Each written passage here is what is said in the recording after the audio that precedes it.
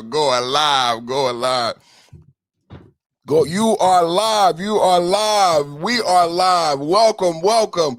You are live, we are live. Welcome, welcome. Double tap, hit the like button. Welcome in, man. Welcome. You made it to the live stream. You made it, you made it, you made it. Double tap, hit the like button. You made it to the live, man. You made it. You almost didn't make it, but you made it, man. You made it to the live. Double tap, hit the like button, man. Double tap, hit the like button, man. Welcome in, man. Remember to guard your privacy. Welcome to the live chat, everybody. Welcome to the live chat, everybody. Welcome to the live chat. Remember to guard your privacy and abide by our community guidelines.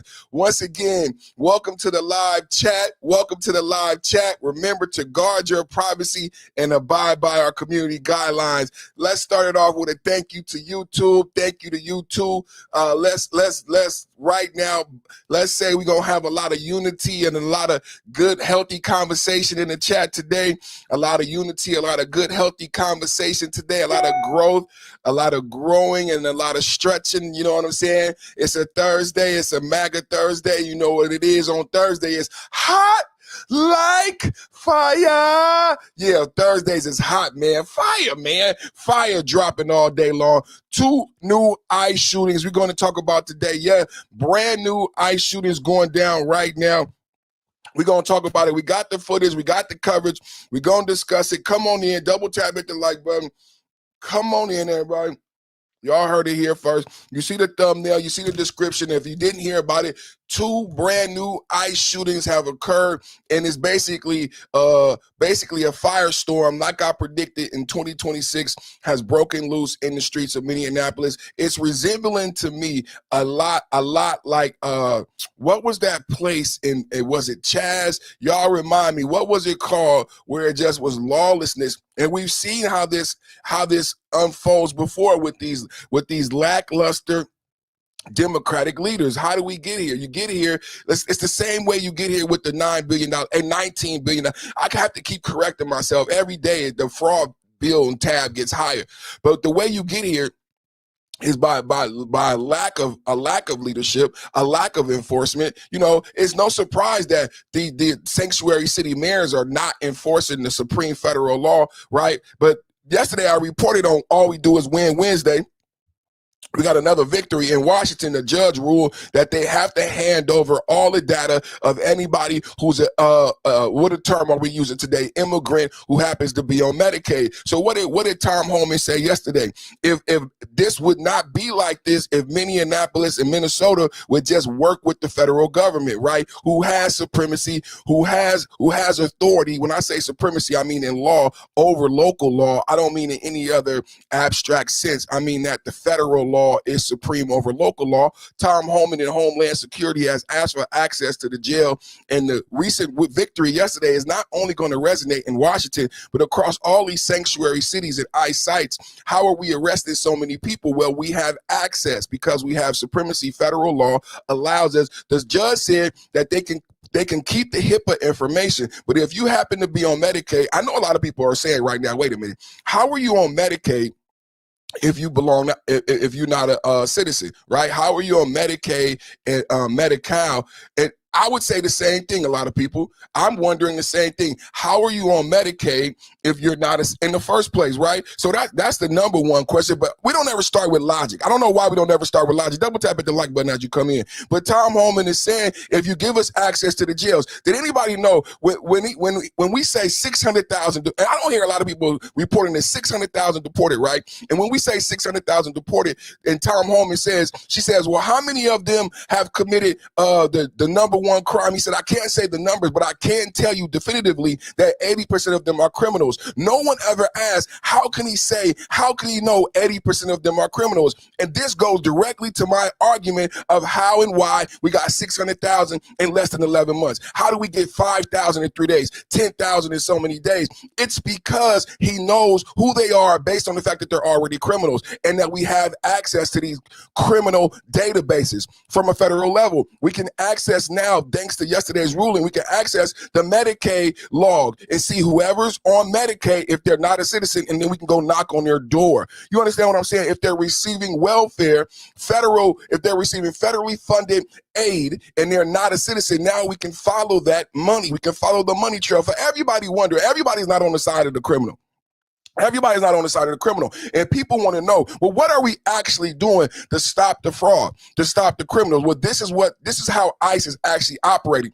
You don't see it when you see the melee that the Democrats are allowing to happen. I'm saying they did the same thing in that other Democratic city during Black Lives Matter, during the last Trump administration. They allowed this free thought city to birth, and then someone got unalive. Remember, it was called Chaz. So now in Minneapolis, I'm going to show you reports of everyday citizens who are upset and tired of the protests. And what they need to understand is that the people who actually live and work in Minneapolis are tired of the protests and the paid protesters who have been bussed in. Now, we revealed that story already when you saw the protests in New York. These are not New Yorkers. We showed you the same woman in every protest, the same two women, the same brown woman with the same babushka, right? They twins, the babushka and the Hindu queen, right? They're twins and they protest together and they get paid and they go to every protest. So we already know these are paid agitators. What's happening now is the locals are tired of it, brothers and sisters.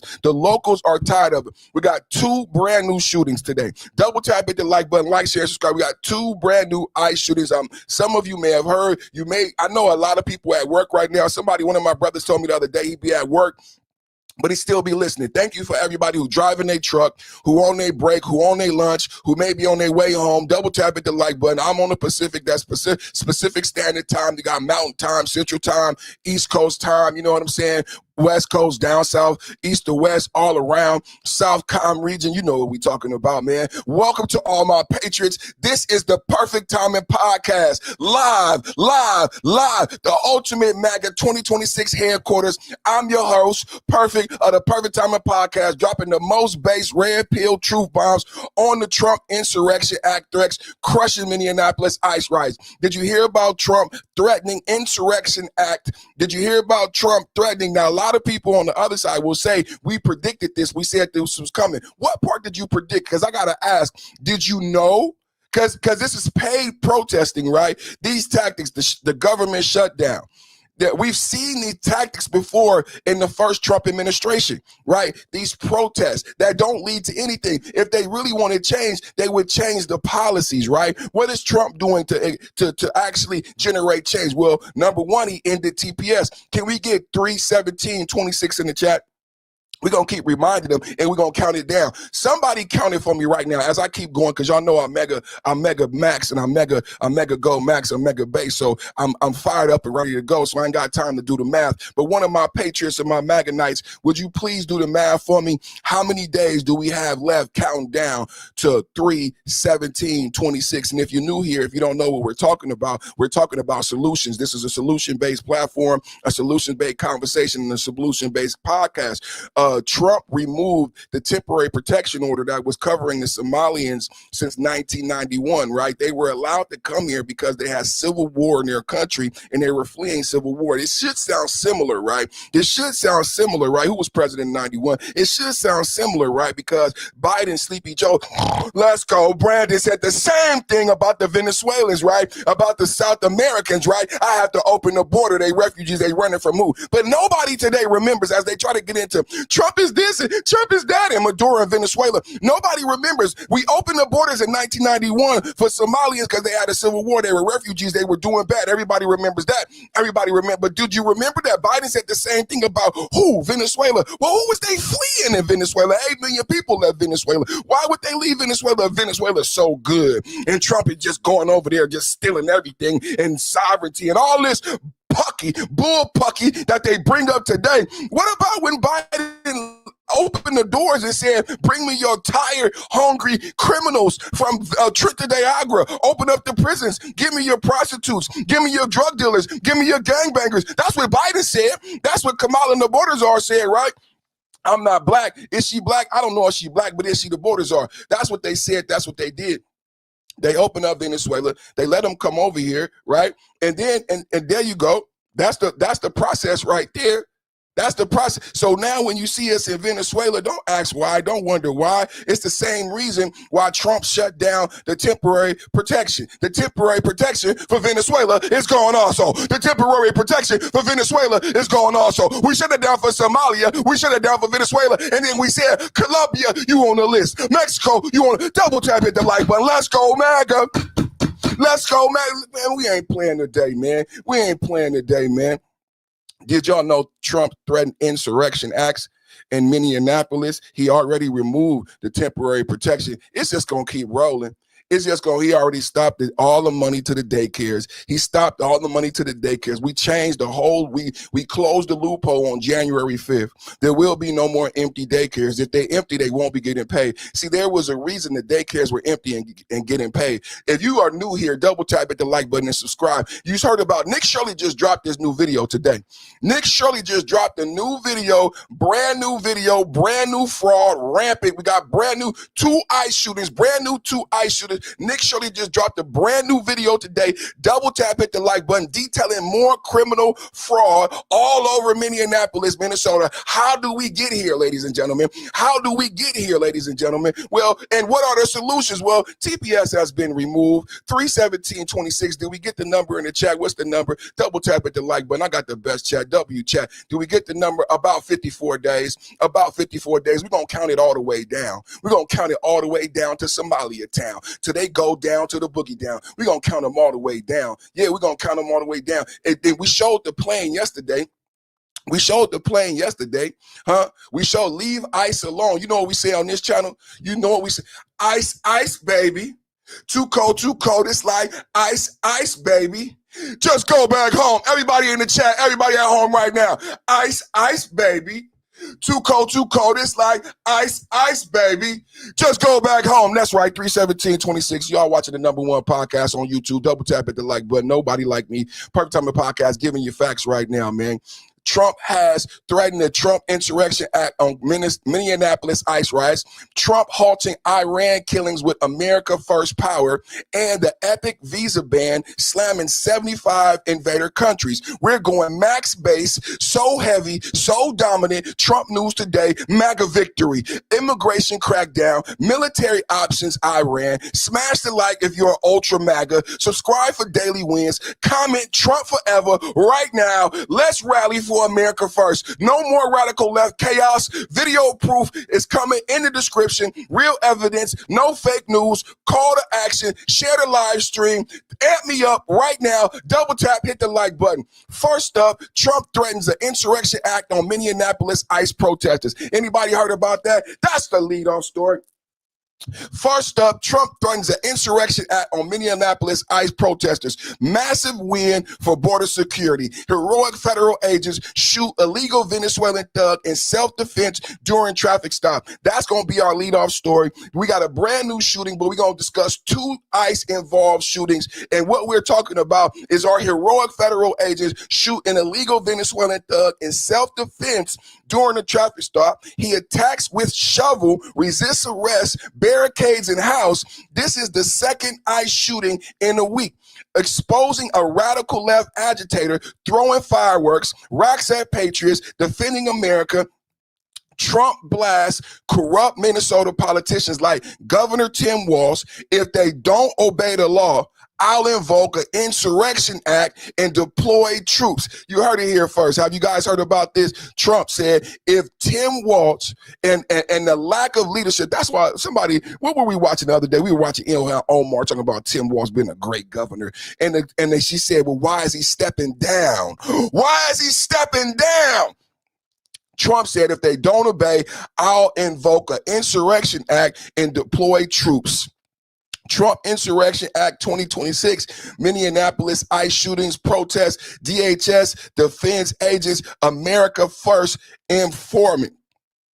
America First Enforcement. Double tap, hit the like button, everybody. Double tap, hit the like button. #1 podcast on YouTube. Double tap, hit the like button, man. We going first to Minnesota, Minneapolis. You knew we was going there. We going first to Minnesota, Minneapolis with a brand new shooting that took place overnight where ICE agents involved. And would you know it, if it wasn't Venezuelan, then it was going to be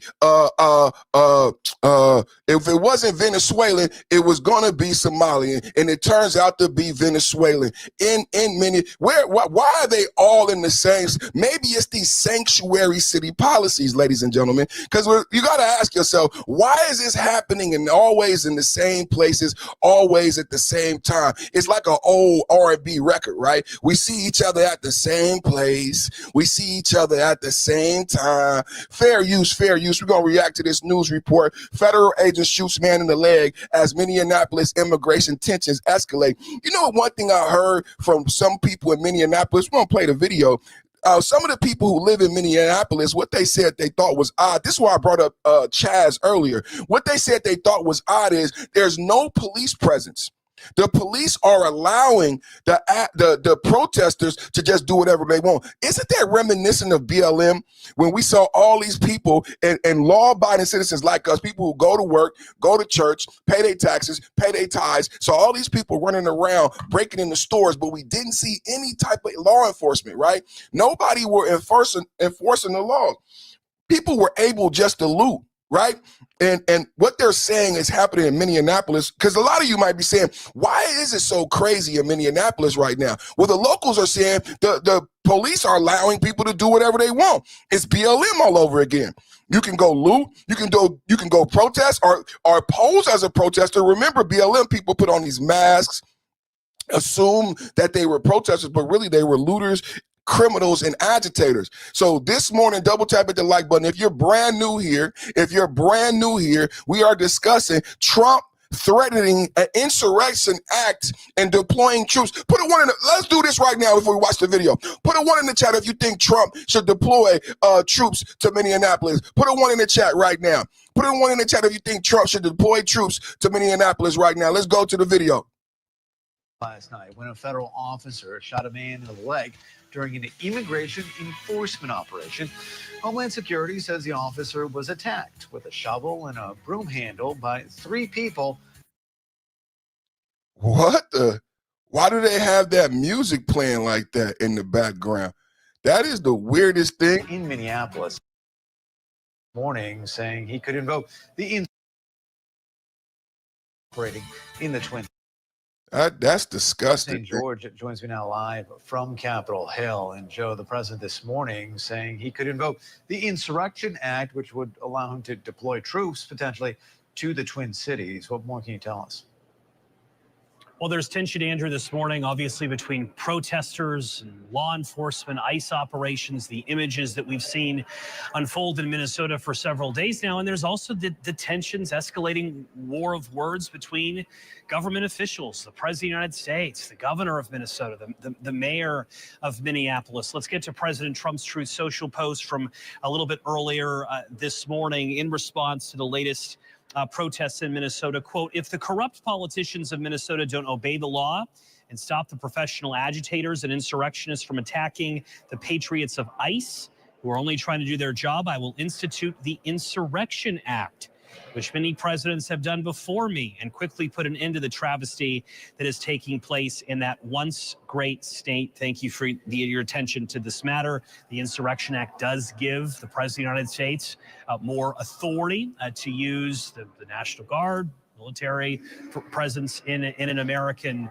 city. There have been many legal disputes over what justifies an Insurrection Act or not, but clearly the threat of one, the threat of using one being deployed by the President of the United States this morning. This follows an evening, we reported throughout the morning, in which there was another shooting involving a federal agent, an individual in Minnesota.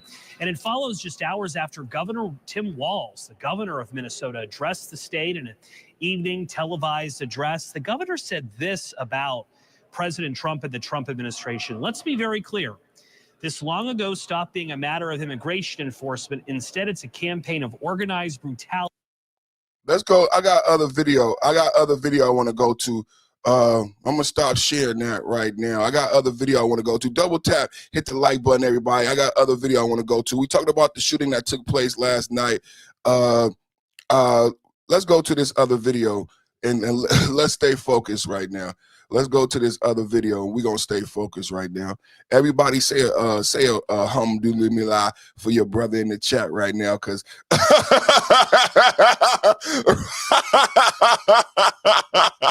somebody say alhamdulillah for me in the chat right now.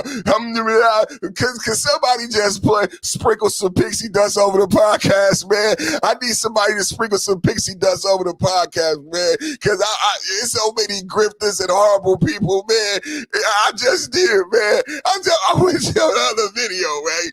I went to the other video. We got other video. We go into the shooting that took place last night. We got brand new ICE shooting that took place in Minneapolis. Venezuelan gang member was shot. Here it is from the AP. A federal officer shot a man in the leg in Minneapolis after being attacked with the shovel and broom handle while trying to make an arrest. Officials said officers fired tear gas as they squared off with protesters who threw rocks and shots fireworks near the shooting.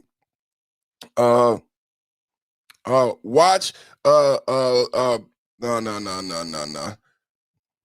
Let's keep going. I want to let's go to this right here. Minnesota residents are sick and tired. Minnesota residents had enough. In the middle of the night, local stands up and shouts, "Quiet down. We got kids trying to sleep on this block." People are exhausted and constant loud chatting and disruptions by these paid agitators. Let's check out this video. Like I said earlier. Hey, look, kids in every last one of these houses. They got kids on this block, and we need these people to stop shooting. Get the fuck out! They need to get the fuck out! They need to get the fuck out! Leave! Leave! That's right. That's why we have families here! We have kids here! Get the fuck out! Get the fuck out! Shut up! They got kids in every one of these houses on this block, okay? They don't care! Hold up! Hold the fuck up! They understand what the fuck I'm saying. I'm back talking to y'all. Hey, look, they got kids in every last one of these houses.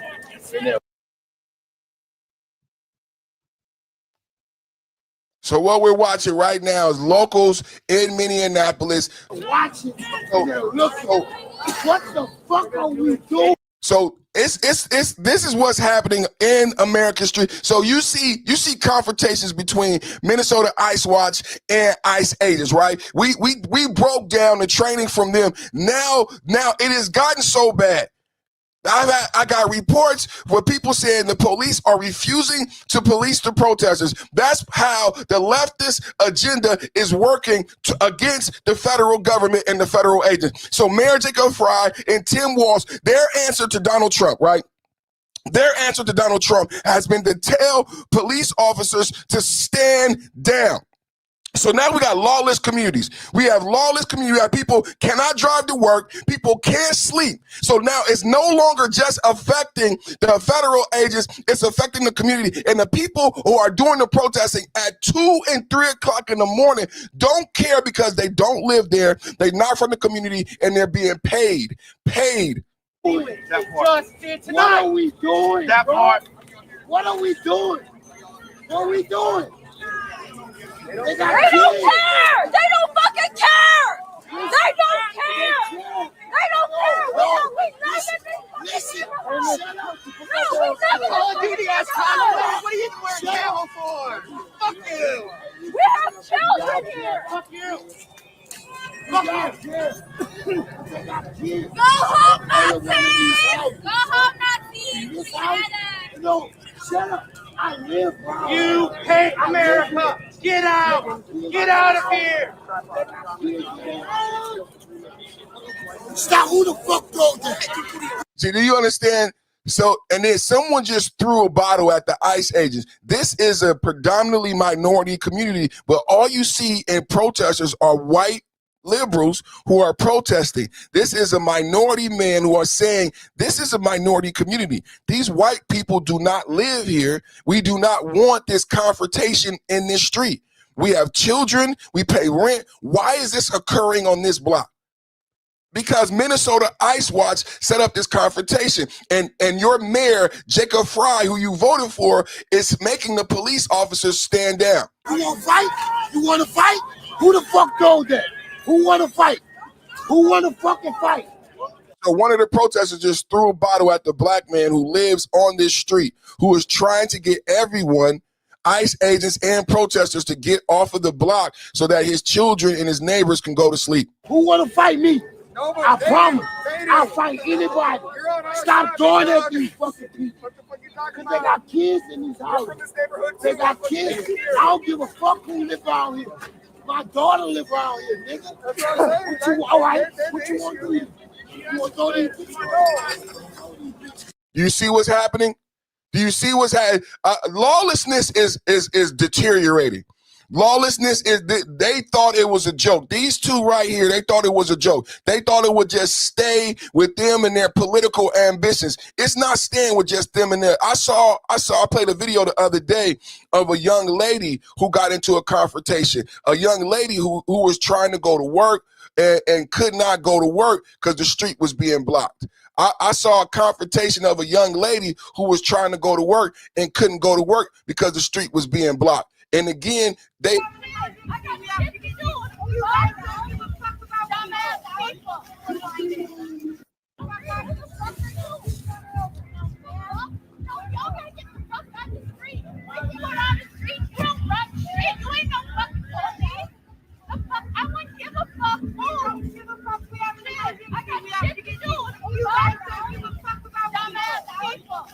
So what happens, right? Right now, we're reporting about another ICE shooting. There was another ICE shooting last night. Venezuelan got shot in the leg. He was a Venezuelan member, a Trinidad Agua gang member, cartel member. So we got Somalian cartel, we got Venezuelan cartel. They're fighting over turf in Minneapolis. Now that we got this is happening in Minneapolis, now we got the citizens fighting each other. So this is just complete lawlessness in Minneapolis right now.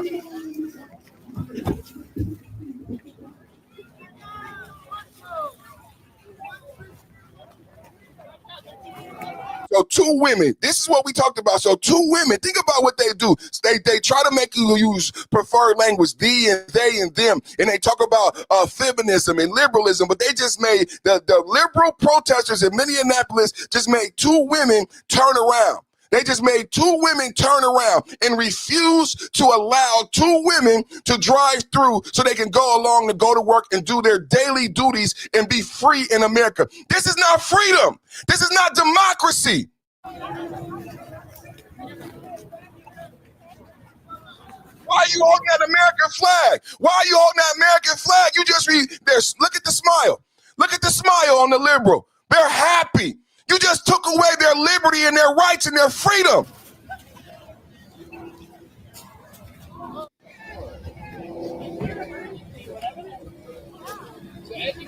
You want to talk about anything but your fucking self, right? You fucking piece of shit. Y'all,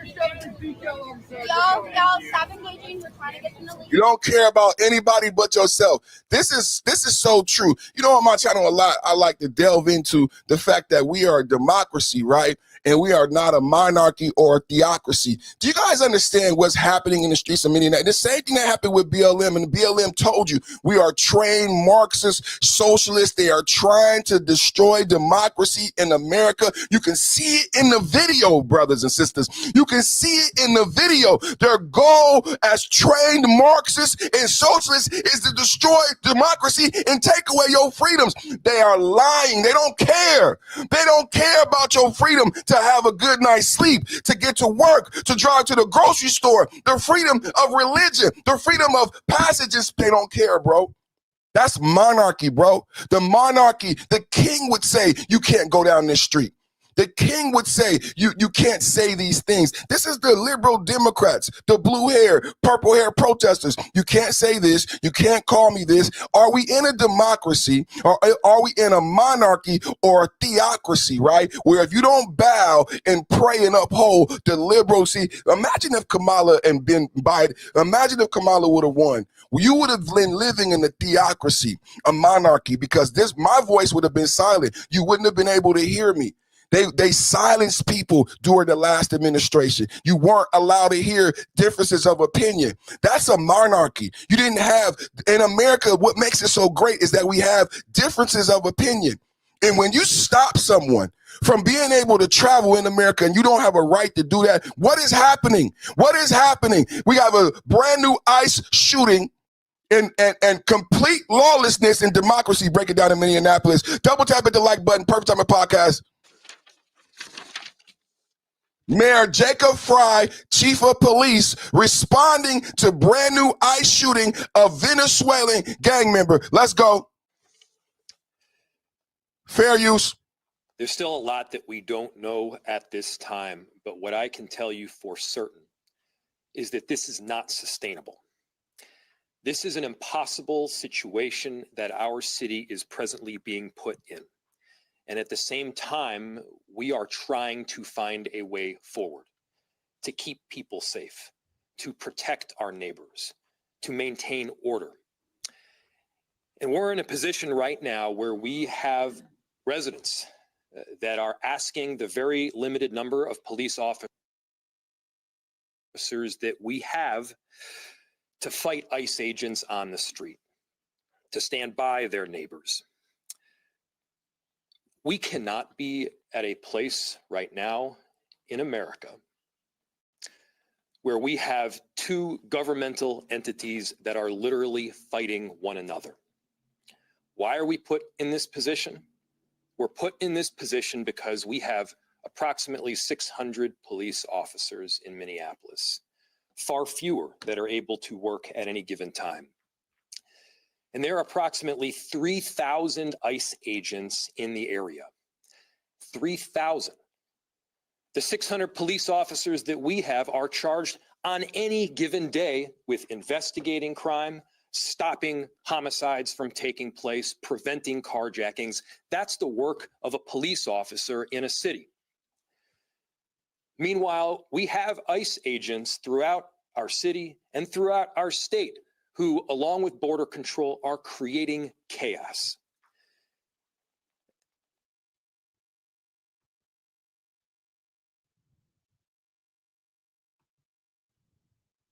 Do you think they're creating chaos? Put a 1 in the chat if you think the ICE agents are creating chaos. Put a 2 in the chat if you disagree with Jacob Fry. Put a 1 in the chat if you think the ICE agents are creating chaos. Put a 2 in the chat if you disagree with Jacob Fry. This is Perfect Timing Podcast. Double tap hit the like button. We are watching Mayor Jacob Fry respond to the fact that it was another ICE-involved shooting last night in Minneapolis. Venezuelan man was shot in the leg. Y'all, before we finish, let's get more details on the actual shooting. I know a lot of you want to know what actually took place. Let me share this tab right here. Federal agent shoots man. Federal agent shoots man. Officials say assaulted officer in Minneapolis, prompting protests. Roger describes Minneapolis scene after DHS says man shot with assaulting. While assaulting officer. Minneapolis officials call for calm Wednesday night as heated clashes erupted. Let's go to this video right here.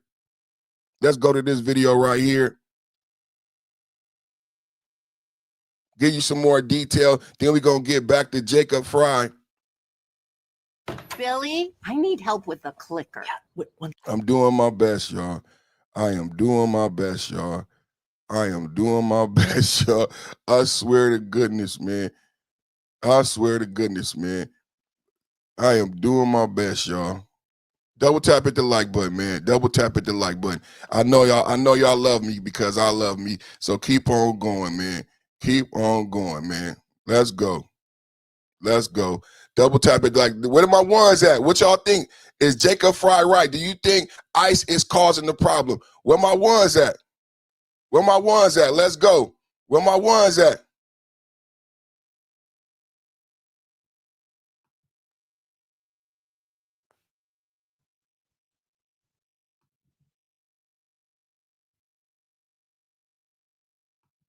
Winnie, what's happening around you? Yep. Okay, we are near 23rd and Lindale. It's not an exact location, but we're a couple blocks away.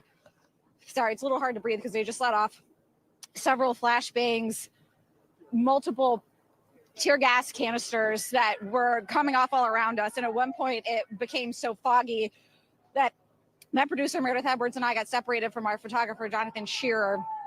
Things have calmed down a little bit now. But you'll see, can you walk with me, John? Are you okay to walk or no? You want to stay here? Okay. You can't see just over my side here.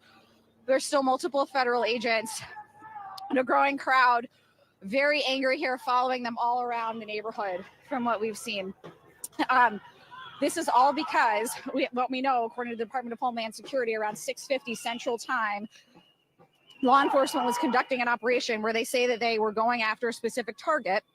And when they tried to approach that target, he ran, he jumped into a car, he fled in a vehicle and then crashed. Again, this is according to the Department of Homeland Security.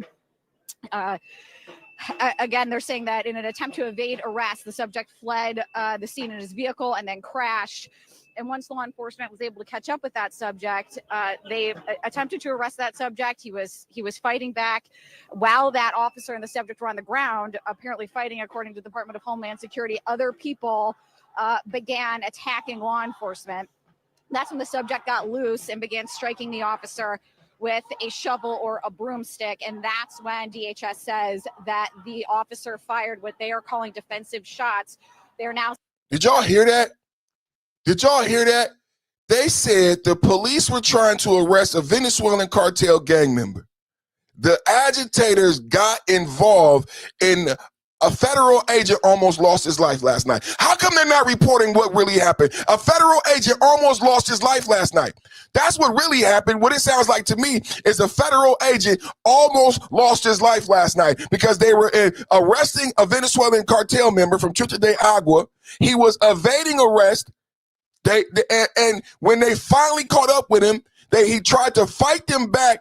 Protesters assisted him to the point where he was able to get a weapon and use the weapon and almost murder. He needs to be charged with attempted murder. Let's listen to that again.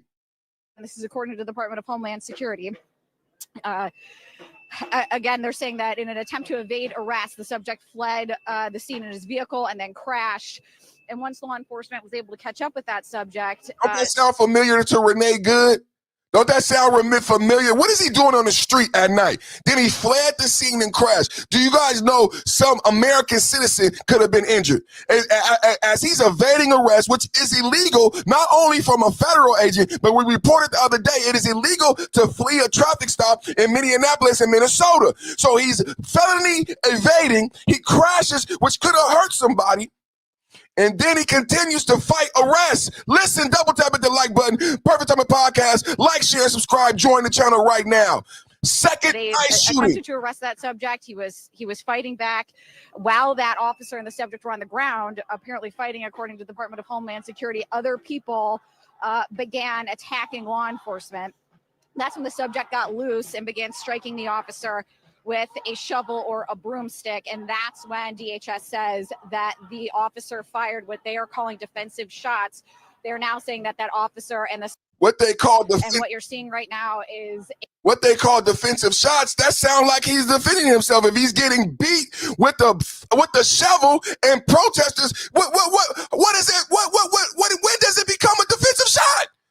When does it become a defensive shot? A major reaction. Again, it's hard to see, and we'll try to get a little bit closer here in a minute, Abby.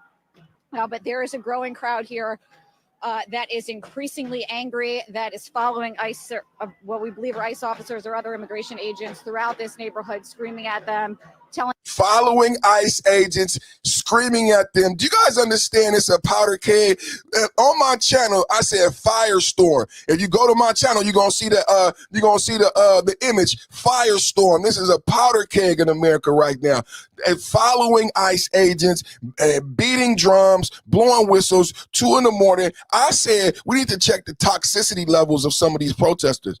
When are we going to start having an adult logical conversation? When are the adults going to come in the room? Because the number one thing I wondered when I saw Renee Good's eyes, when I saw Becca Good outside of the car, when she was out of breath, when she's yelling like J.D. Vance said, what made her do that? What made her act like that? When you see protesters at 2 in the morning, 3 in the morning, full, vibrant energy, loud, boisterous, why are they like? I said, check the toxicology. Check the toxicology of some of these protesters. When are we going to do that? When are the adults going to come in the room? When are the adults going to come in the room and going to start having a real conversation about what we're actually seeing? I know what I'm seeing. I know what I'm seeing when I see a 20-year-old bouncing around at 3 o'clock in the morning, claiming to be a protester, but it looked like he's having fun. I want to know what's fueling those 20-year-olds at 3 o'clock in the morning, right? Those 30-year-olds at 3 o'clock in the morning. We need to do a toxicology because I have a sneaking suspicion of what's going on these streets of Minneapolis. Telling them to leave in the strongest possible terms they can muster here. Meanwhile, ICE, trying to push back this crowd, was letting off tear gas canisters over and over and over. And at one point, Abby, they were going off all around us, and actually it became so chaotic that one bounced off my foot and bounced off my side. And that's when we got separated because the smoke was everywhere. So when we were looking at this right here, this is Jacob Fry, Mayor Jacob Fry, that's the chief of police. We talking about this video. When we go right here to Mayor Jacob Fry, lack of leadership, ineffective. He's a voted official. This is his response. That was last night. That was live on the ground last night. That was live on the ground, fair use last night, ICE shooting. You heard the details. Let's read it one more time. Let's read it one more time.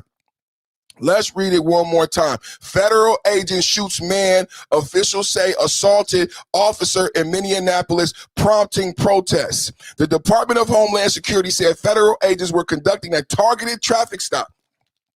Remember what I taught you? Remember what I taught you? What did Tom Homan say? Give us access to the jails. What did the judge just tell Washington? Give us access to the Medicaid roster. Federal ICE agents have access to data. What data? They have access to people who have something called deportation orders. Well, what are deportation orders? Well, during the Biden administration, he opened the border. Millions of people came here. A lot of them from Venezuela fleeing a Maduro dictator. A lot of them from Venezuela fleeing a Maduro dictator, right? Right.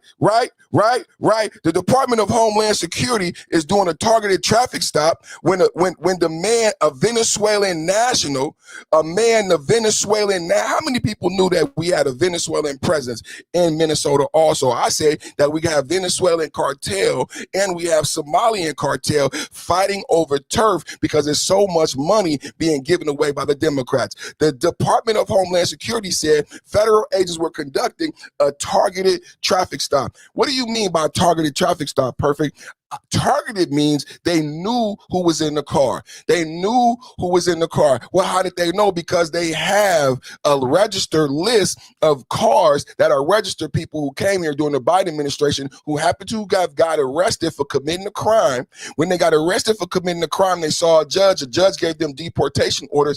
They refused to self-deport. So this is how ICE agents is arresting 5,000 people in one day, 10,000 people in one day, because they have this list. They have this information. Well, last night they're doing a targeted traffic stop, and lo and behold, they were right.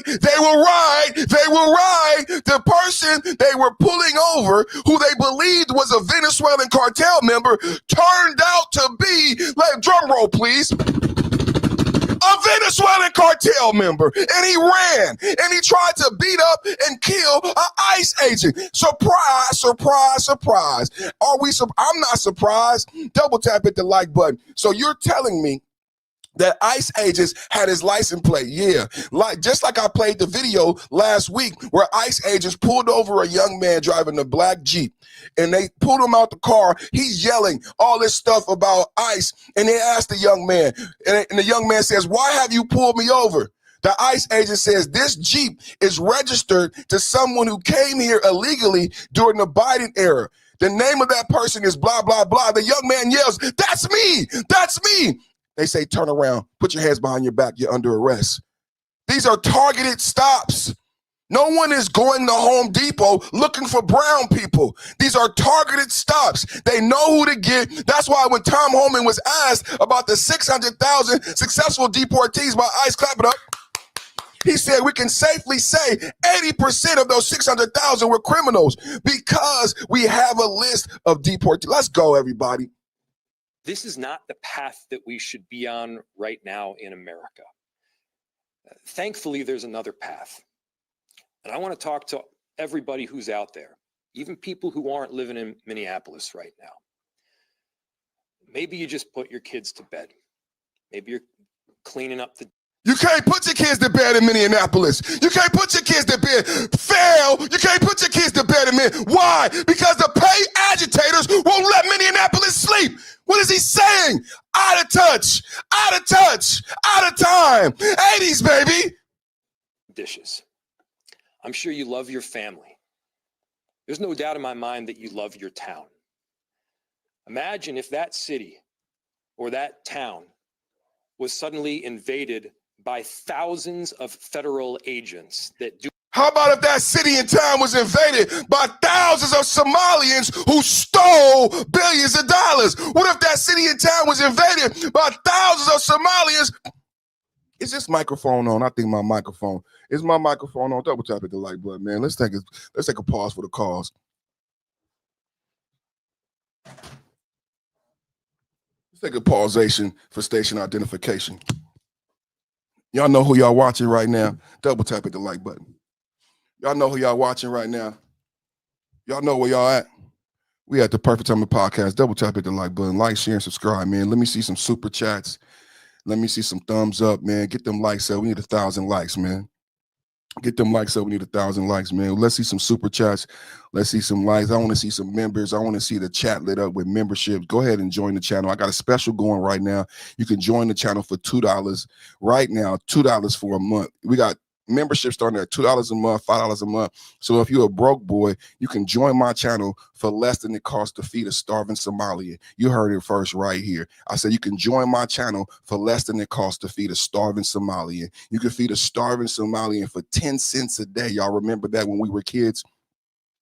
UNICEF, where they had the flies on their eyeballs and their bulging stomachs, and they're starving in Africa. You can feed a starving Somalian for 10 cents a day, or you can join my channel.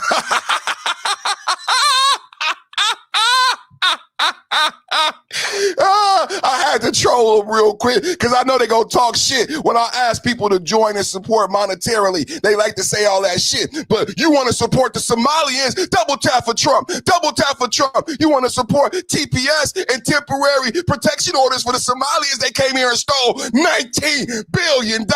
So the Somalians who ain't citizens, they can get all the money they want. But an American working hard, presenting the best podcast on YouTube, do what you do. You ain't got no fun of you, huh? You ain't got no funds of you. No munions for the dum-dums. No munions. Man, hit the like button, man. Hit the like button, man. Double tap, hit the like button, man. Double tap, hit the like button, man. It's your boy, Perfect Time of Podcast, man. You could join the channel, man, for less than the feed of starving Somalian. You heard it here first. Less than 10 cents a day, man. Less than 10 cents. Hit the subscribe. You're going to get a plus sign. That plus sign allows you to become a member. You get access to special emojis. When you're a member of the channel, in the chat, you know, the chat moves fast. We got millions of subscribers, millions of views, millions of chats. So sometimes the chat is so fast and people can't see what you're saying in the chat. If you want to get your name lit up in the chat, go ahead and join the channel. Your name gets highlighted. People understand that you're down with the Perfect Timing podcast, and then you get access to special emojis. You get firsthand content before other people, and then we do member-only live streams. Double tap, hit the like button, man, just to let everybody know, man, what we doing over here. Double tap, hit the like button, man. We just had to take a pause for station identification, man, and we're gonna fire it back up again.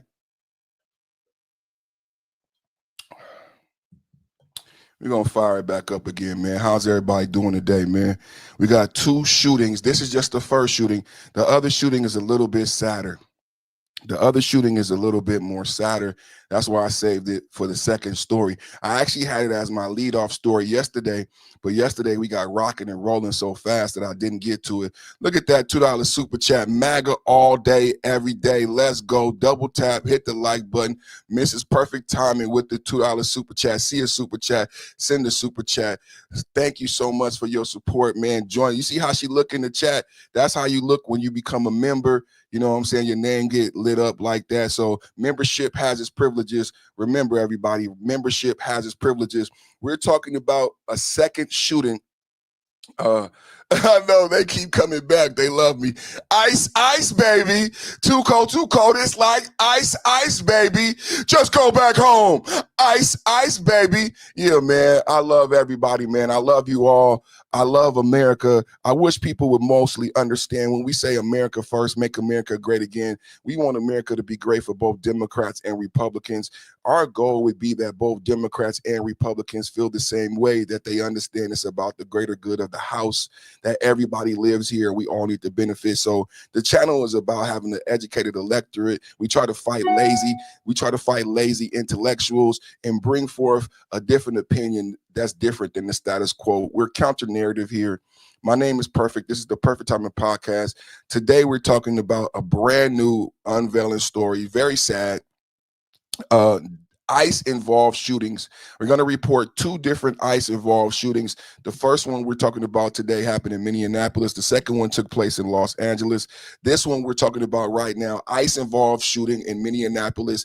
ICE shoots Venezuelan man in the leg who was attempting to flee and who attacked ICE agents with the shovel. This is Mayor Jacob Fry and Chief of Police responding and giving their response to the shooting and the lawlessness in Minneapolis. Double tap, hit the like button.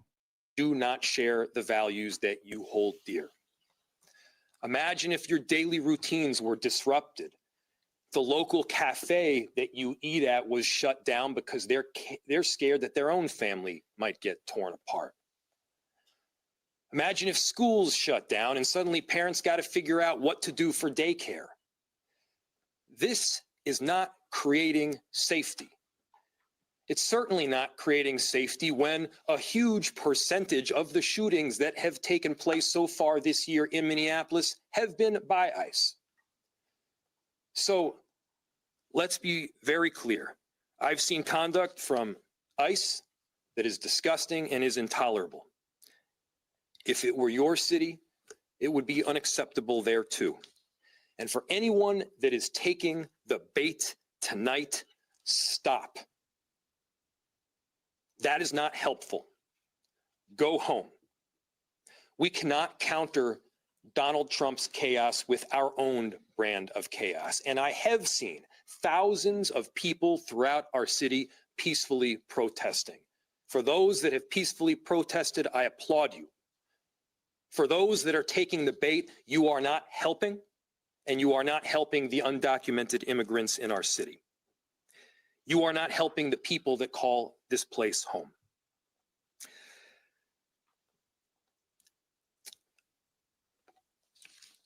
ICE can leave, and this massive deployment can come to an end.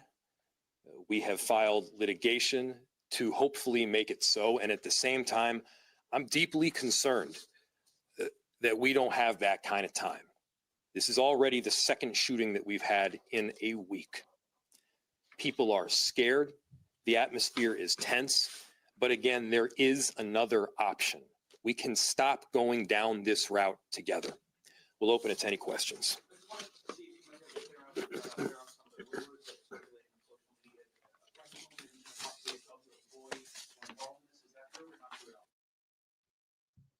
Yep.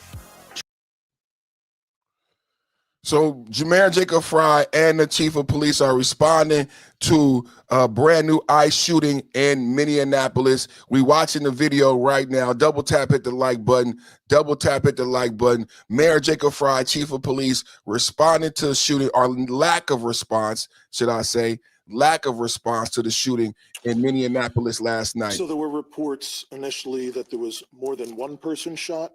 That is not true. There is one person that's been shot. It is a non-life-threatening injury, and they have been transported to the hospital. The remainder of the residents has been cleared. We did have one call of, I believe, a woman having an anxiety attack in the basement of the same residence, the same building. But to my understanding, no one else has been transported to the hospital. To my understanding, no.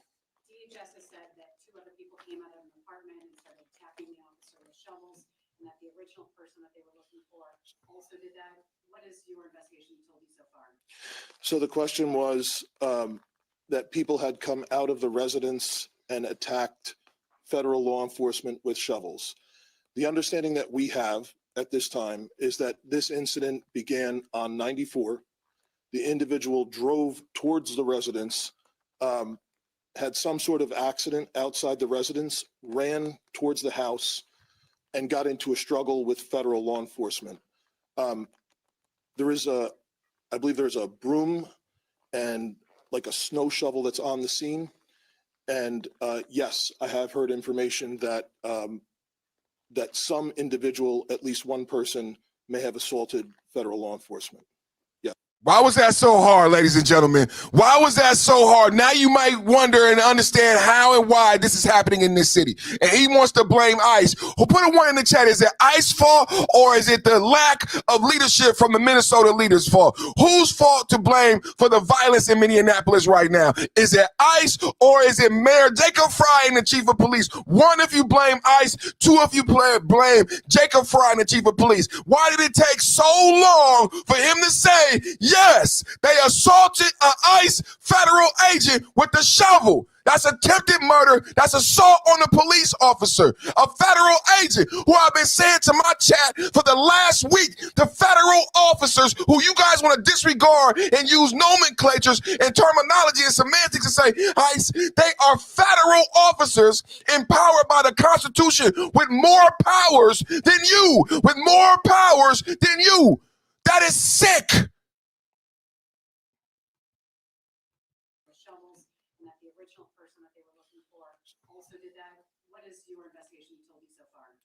So the question was that people had come out of the residence and attacked federal law enforcement with shovels. The understanding that we have at this time is that this incident began on 94. The individual drove towards the residence, had some sort of accident outside the residence, ran towards the house, and got into a struggle with federal law enforcement. Bingo! I believe there's a broom and like a snow shovel that's on the scene. A weapon. Yes, I have heard information that yes, that some individual, at least one person, may have assaulted federal law enforcement. Ding, ding, ding, ding, ding. I am not aware if that's the same person who was shot or if that's someone else. Doesn't matter, ladies and gentlemen. Doesn't matter. The question was, will MPD be doing an investigation of what happened? I requested the Minnesota Bureau of Criminal Apprehension to respond, and they are on scene. So that's a no. Do you guys hear that? That's a no. So he is not doing his job. The question was, so now that you can say that as a Minnesota citizen, Minneapolis citizen, committed a crime by assaulting a federal agent, are you going to go arrest them? Are you going to go arrest who committed? And he said, I referred it. That means no, he's not going to do his damn job. He's an elected official also.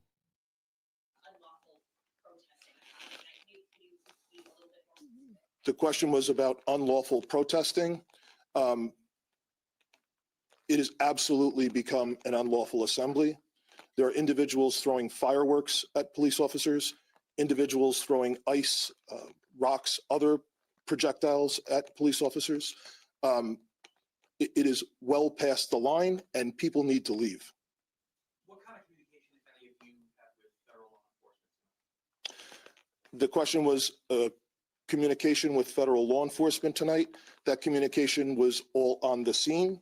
It was primarily related to trying to ensure that we were getting medical aid because we had a report of a shooting, and then also to try and ensure that we could maintain the integrity of the crime scene so that there could be an investigation into what occurred. Do you know what the condition of the person shot is? And we're also told that Asian was injured and taken to the hospital. Do you have any updates on either condition? I have no updates on either condition. It's my understanding that this is a non-life-threatening gunshot wound. Can you talk about anything you know about that initial stop that started on 94, that initial chase, if you will, and anything you know about the person that they were following? So I know nothing about the person that they were following. And then the rest of the question was about the initial chase. It's my understanding that we have some other 911 call indicating that someone from the house was calling, saying that the person in the car was running from ICE. I was driving towards the residence. That's what else do you need, brother? This is not a guy. He does not deserve to be chief of police any longer. He does not deserve to be chief of police any longer. What else do you need, brother? So now we have a 911 call confirming what the ICE agents have reported.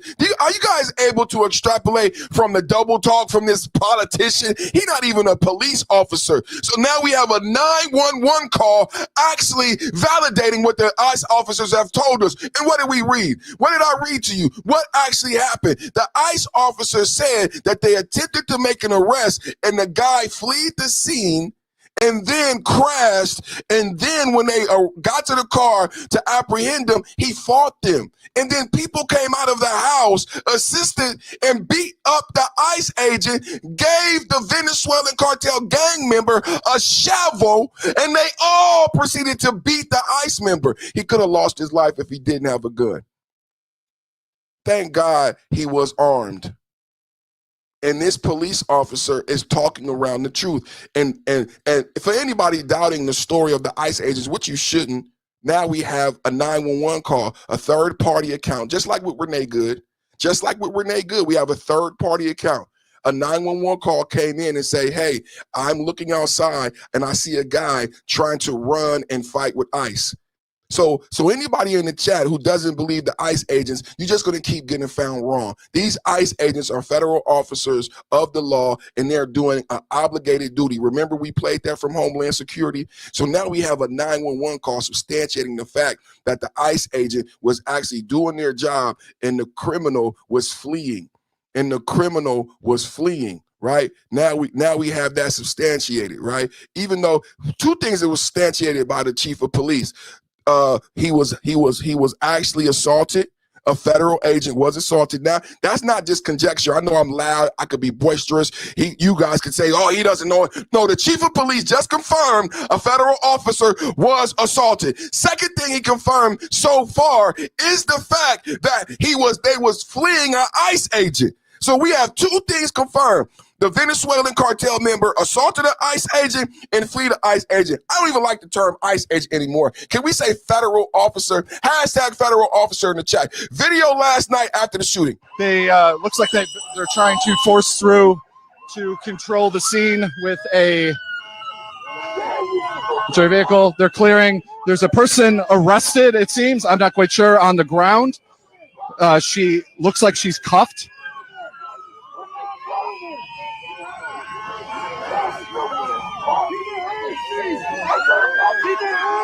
Yep. There's Border Patrol officers in full camo. They're armed with a couple of them have night vision. You can put the microphone. Yes. What they're saying. Dude, what are you doing? What made you sign your oath? Remember what I said about toxicology? You see all young white liberals 2 or 3 o'clock in the morning, very excited, very agitated, with a lot of energy. I said, what is fueling this crowd? do this to us? Is your dick that small? Is this America or is this Fallujah? Is it? Did your uncle touch you at Christmas? They looks like they On the scene last night after the shooting. Well, we're reporting brand new breaking news. Double tap at the like button. Brand new breaking news. Second ICE shooting occurred last night in Minneapolis, Minnesota. ICE has made a police chief is responding, basically saying that Minneapolis police have stood down. Minneapolis police have stood down. They're not investigating the assault, the fleeing, nothing. And he refuses to speak straight and plain to the people about the fact that an officer, a brother officer, was assaulted. My understanding.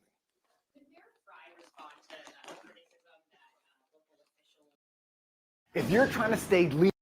This is Perfect Time Podcast with the Blast. Double tap at the like button, y'all. We are watching the #1 podcast in the land. We are watching Perfect Time Podcast with the Blast, and it is the #1 podcast. We fired up today. Brand new reports. Second ICE shooting occurred in Minneapolis. We are watching the response from Mayor Jacob Fry and Chief of Police, or should we say lack of response, or should we say lack of response. Double tap, hit the like button. Double tap, hit the like button. Hey, everybody, thank you for supporting. We need 1,000 likes right now, you guys. Thank you for supporting. Thank you for watching. We're not done, ladies and gentlemen. What rhetoric? So the question was, can I respond to rhetoric? What rhetoric? We are flowing. We are super blessed. We are flowing through the traffic. We are super blessed. Mayor Jacob Fry. So the question was, there has been the accusation that local officials have perhaps taken up the temperature in Minneapolis. First, I'll say, show me a single place where I have encouraged anything other than peace. You said the F-bomb. Show me a single place where we have encouraged violence. He said, fuck ICE.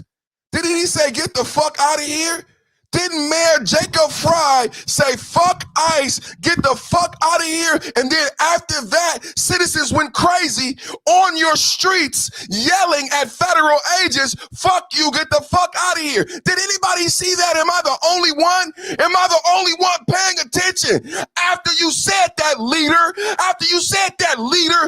your people hit the streets and started yelling at ICE all day. Fuck ICE, get the fuck out, after you led them in that chant. Before Jacob Fry said that, I didn't see anybody on the street saying that. Before Jacob Fry said that, I didn't see anyone on the street saying that. Now he's saying, whatever I did. He's like this little Kyle. You know, he's like this, you know, my name is Simon. He's like this little baby babushka baby boy who wants absorption for everything. What did I do? I've only asked for peace. I have said from the get-go to people in Minneapolis, do not take the bait. We are better than that. You took the bait. I have encouraged peaceful protest, and I'll say it again. I am inspired by the tens of thousands of people who have, in fact, peacefully protested and fairly documented with transparency what is taking place. That is allowed in any city in the country. And I have made it clear that to the extent people are going beyond that, and those protests are not peaceful, and the violence that the chief mentioned, it's got to stop, and you got to go home. Two more questions. If this situation is not sustainable, as you said a few minutes ago, where do you go from here? What options do you, as mayor, have from this point forward? Yeah.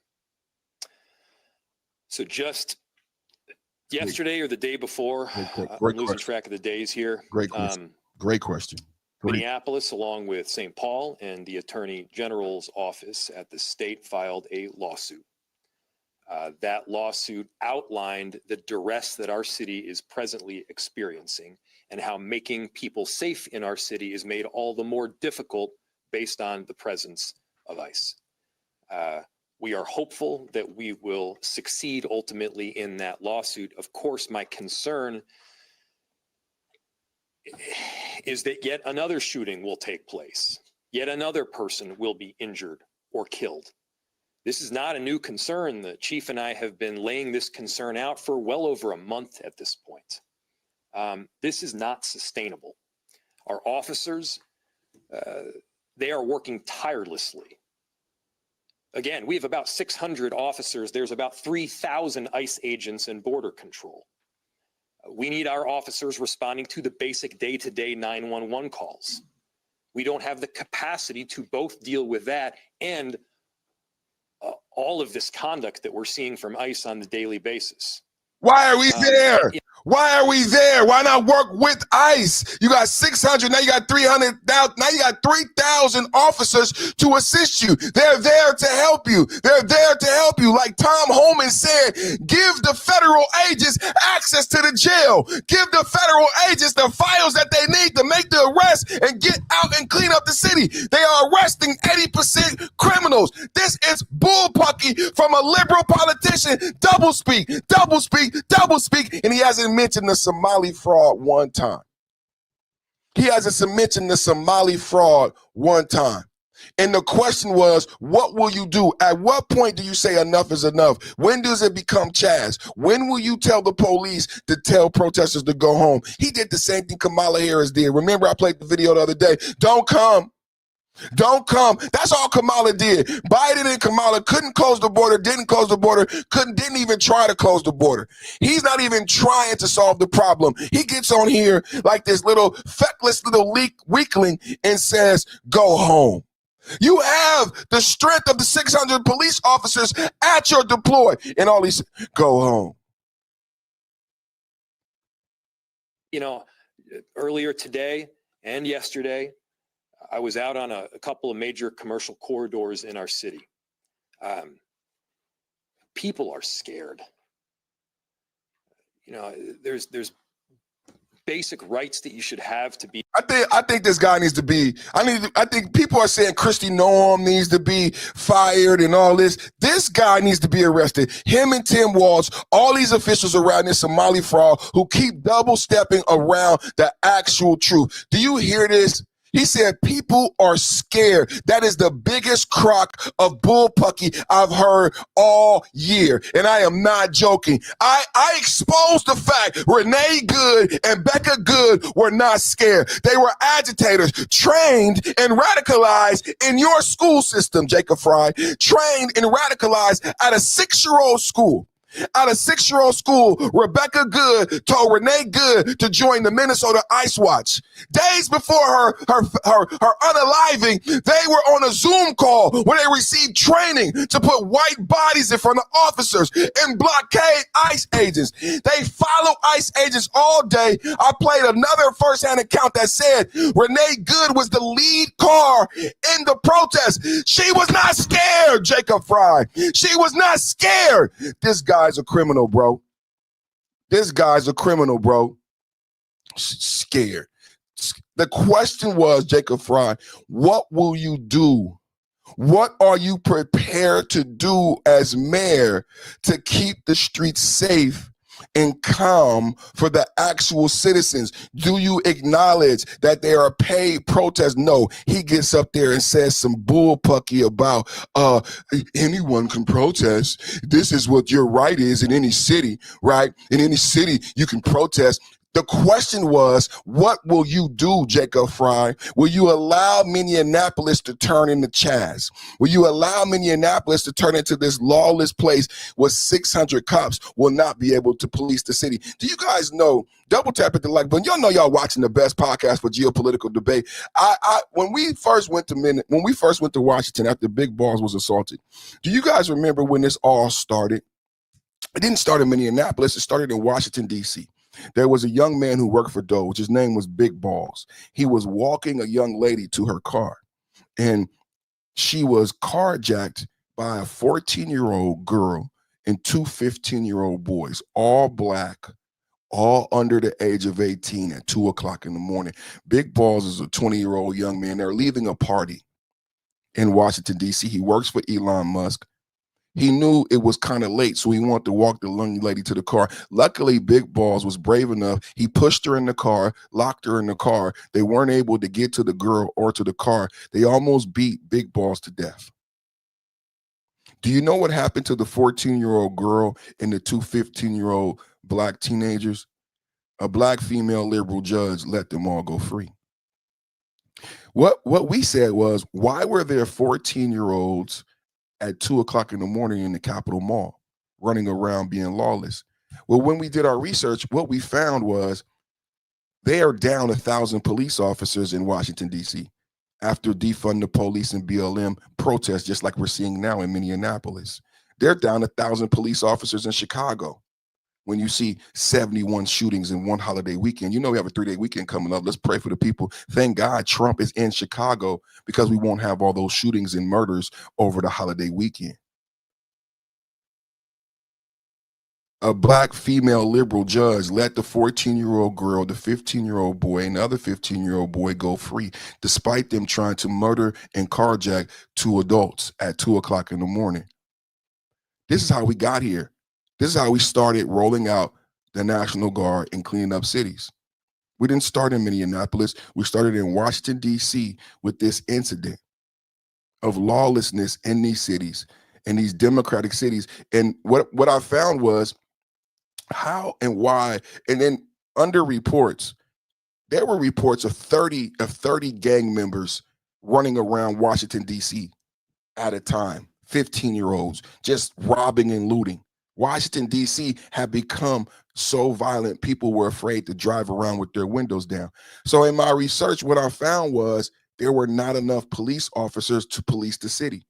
After defund the police and actual policies from Democrat liberals, just like in Oakland, California, where they took $14 million from the police department to build new parks and democratic liberal enclaves of Oakland. A lot of people don't know how these cities work, these democratic cities work. You hear about Oakland, you hear about Chicago, but what you don't know is that there are $1 million homes in Oakland, in Moraga, right? In Albany, in Berkeley, right? Where the Democrat liberals live.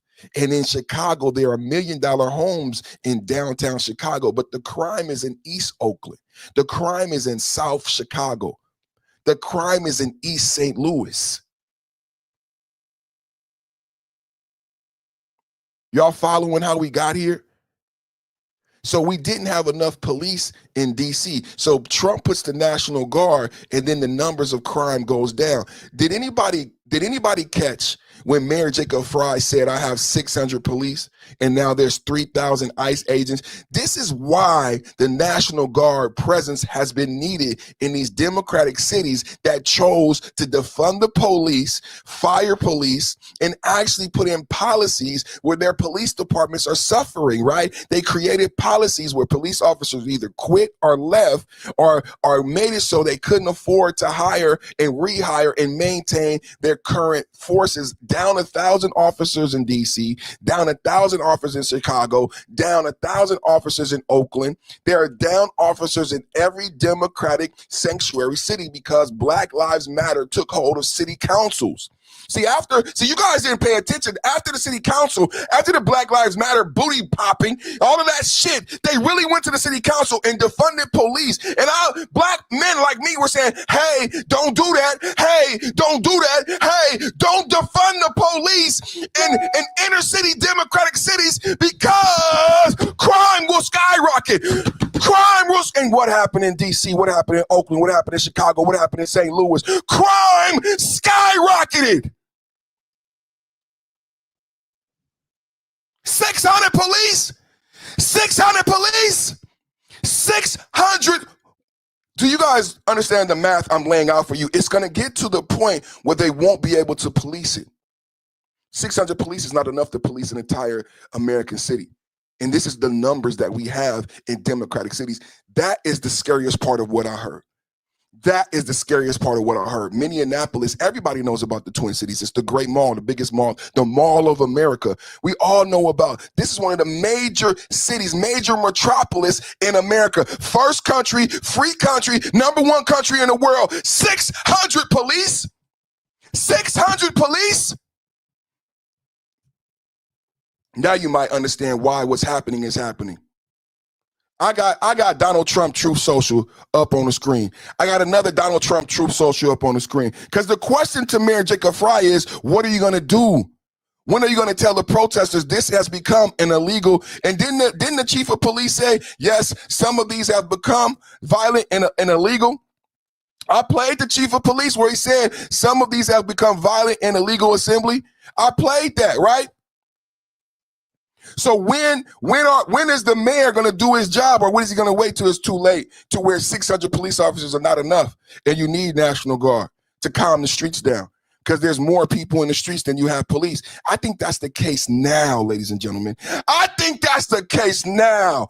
Let's go to Donald Trump Truth Social. If the corrupt politicians of Minnesota, didn't I just say that? Let's go, MAGA. Let's go, MAGA.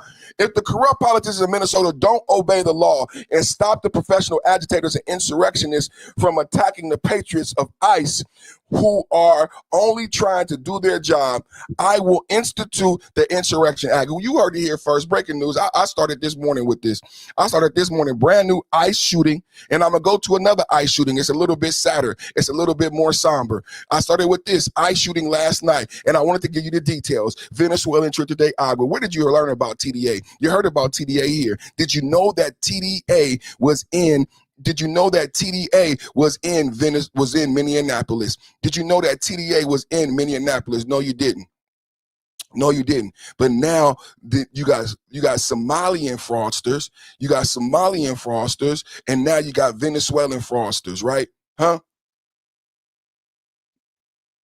And now I'm giving you the truth on Truth Social. If corrupt politicians of Minnesota don't obey the law and stop the professional agitators and insurrectionists from attacking patriots of ICE who are only trying to do their job, I will institute the Insurrection Act, which many presidents have done before me, and quickly put an end to the travesty that is taking place that once great state. Thank you for your attention to this matter, President Donald J. Trump. This is from the White House. This is from the White House. Y'all see this? I keep giving you great sources. This is from the White House. Like the other day we talked about .gov. This is from the White House. This is from the White House. If the corrupt politicians of Minnesota don't obey the law and stop the professional agitators and insurrectionists from attacking patriots, that's what the question was. What are you going to do? Mayor Jacob Frey, you have the power of the police. When are you going to say to your citizens, enough is enough? When are you going to say that? That's what I said this morning, Mayor Jacob Frey. When are you going to say to your citizens, enough is enough? Who are only trying to do their job, sworn job, obligated job. I've already proved that. Federal officers are empowered by the Constitution. Federal officers are empowered by the Constitution. They're obligated to do their job. They're only there because you can control the $19 billion in fraud, feeding our future, $250 million, fraud with medical transportation, fraud with empty daycares, fraud with fake food for people who didn't exist, fraud for autistic therapy, fraud on all levels, and that's the only reason that we're there. Just so it's not conjecture, we have over 100 convictions. When Nick Shirley made his video, we had 56 convictions and 75 people indicted. When Nick Shirley made his video, we had 75 people indicted and 56 convictions. The number is 107 now. We had 19 billion. Not once has anybody from the Minneapolis leadership addressed the fact that we had to be there. Nobody has addressed the fact that we had to be there, and the only reason that we are there is because you didn't do your job covering the fraud and the theft from American people and American citizens. That's why we there. That's why we there. Isn't it convenient that they keep leaving it out? And don't leave out the fact that Tim Walz is no longer going to run for governor. Don't leave that out. Don't leave that out. Huh? Here's how Democrats did it. Democrats did the Insurrection Act too, for everybody crying boo-hoo in the chat. 8,000 Michigan National Guards were deployed by Lyndon Johnson with orders to shoot anyone seen looting. At least 11 people were killed.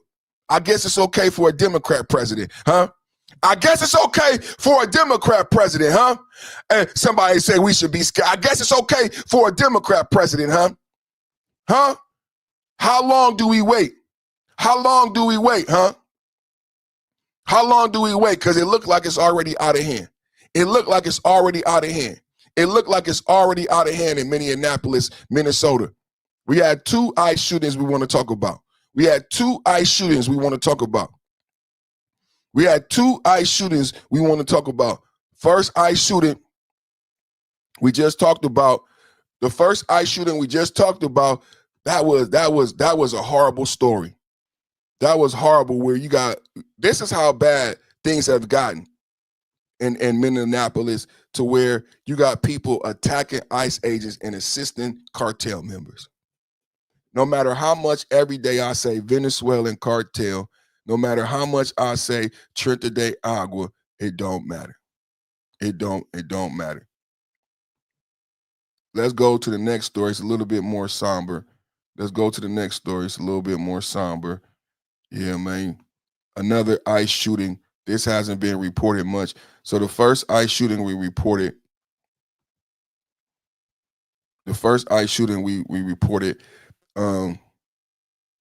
Venezuelan cartel member shot in the leg, targeted traffic stop.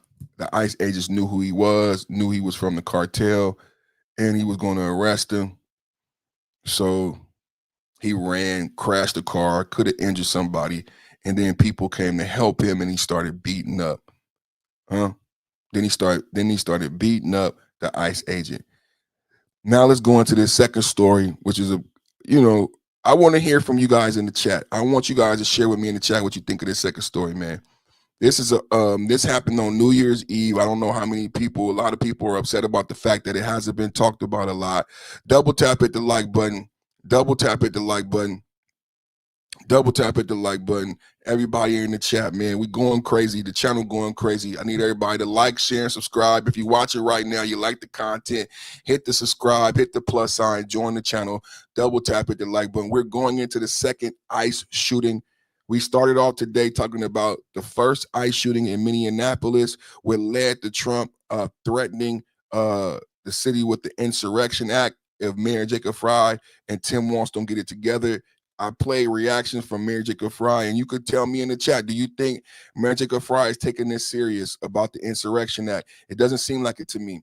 He had the police chief there, and they could have said, we're going to do this with our 600 police officers. We're going to go out here tonight and tomorrow and tell everybody that the protests are shut down. But they want the protests. Just like they allowed these protests in BLM, because they want to distract from the Trump successes in the Trump presidency. And you guys need to be paying attention, because they owe you a budget by January 31st. They owe you a budget by January 31st. Don't get distracted by all this BS.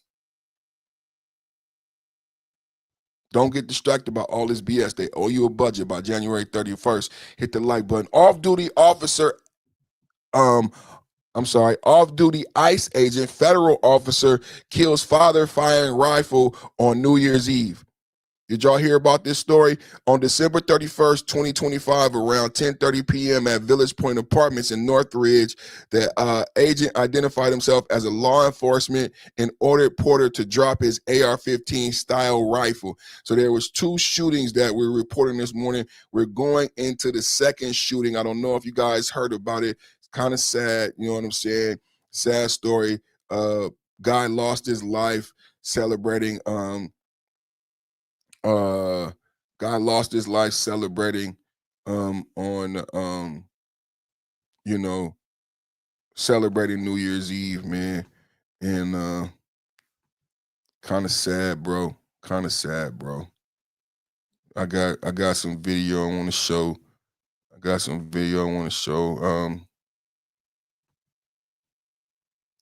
Let's see where I'm gonna go with it. Let me see where I'm gonna go with it.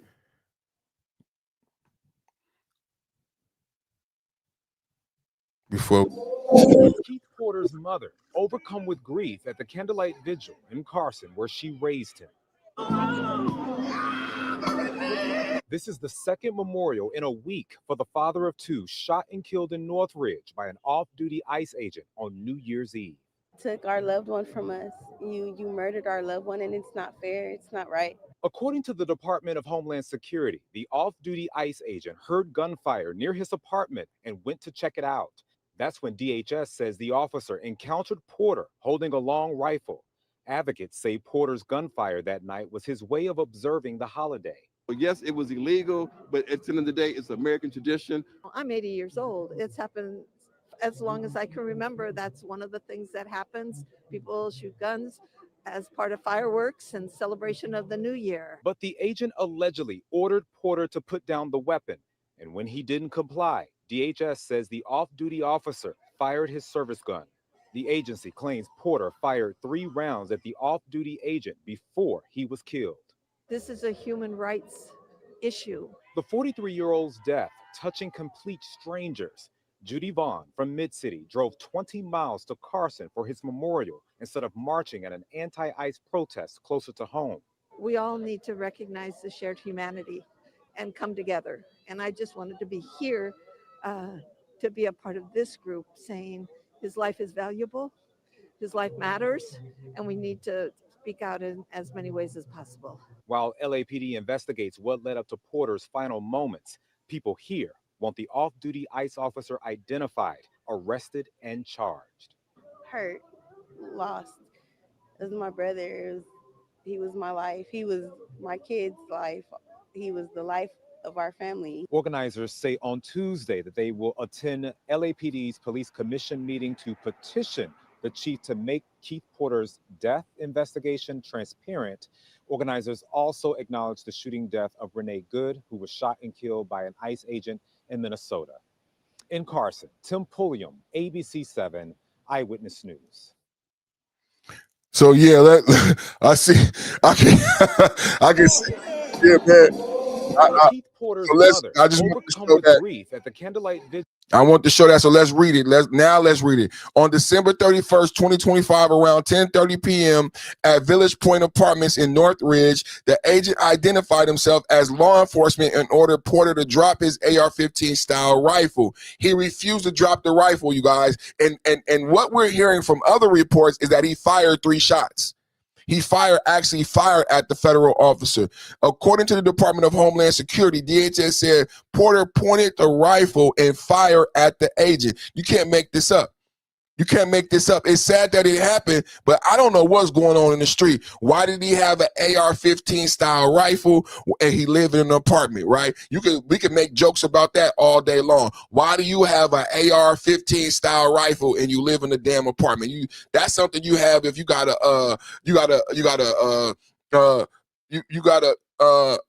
that's something you have if you got like a farm or you got land. Yeah, this is brand new breaking news.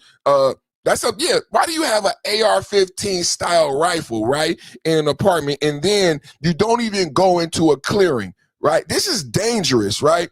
This is dangerous. This is not even like, I don't see how they're defending this, right? I believe what's being reported.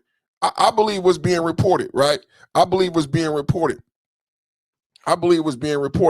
And the fact of the matter is, it doesn't matter if he has an AR-15 and I'm an officer, a federal officer, and I hear it being fired in the air. I'm a fear for my life. I'm a fear for other people's life, and I've been sworn and obligated to protect, and I have a duty. So all I did was something to put down the gun, and he points the gun at me, and the gun goes off, and now he's no longer living, right? So let's keep reading. According to the Department of Homeland Security, DHS says Porter pointed the rifle, fired at the agent, who returned fire in an active shooter situation. Porter's family insists he posed no threat and questions why the agent didn't call 911 first. Are you serious? Are you serious? Why he didn't call 911 first? There's an AR-15 going off. There's an AR-15 going off. What do you mean why he didn't call 911 first? Huh? Why you didn't call 911 first? I'm a federal agent. I got to protect myself and the people around me. Why do the liberals keep saying things that are not even plausible? Not even plausible. We're talking about a fully automatic weapon that's meant for war. Again, why don't they comply? Again, now, see, this is what we said with Renee Good. The LAPD investigating along with ICE internal review with no video evidence and visuals drawing crowds who remember Porter as a devoted girl dad. GoFundMe efforts for his daughters have raised over $300,000 as loved ones seek answers. as loved ones seek answers. Very sad, brothers and sisters. Very sad, brothers and sisters. You know what I'm saying? I don't think he had to lose his life. I think this is to blame of Gavin Newsom, Jacob Fry, these Democratic governors. Don't forget, Gavin Newsom sat on that couch, and just like Jacob Fry said, get the fuck out and fuck ICE, Gavin Newsom said the same thing. So when he sees this off-duty ICE officer, he doesn't think he has to listen to them because Democratic leadership have said and programmed the public to not listen to federal agents, and it's going to keep costing people their life. This is a horrible situation, you guys. This is a horrible situation. Put a 1 in the chat. Put a 1 in the chat. Tell me what you think. More than anything, he was the life of the party. He was the one that always gave you encouragement.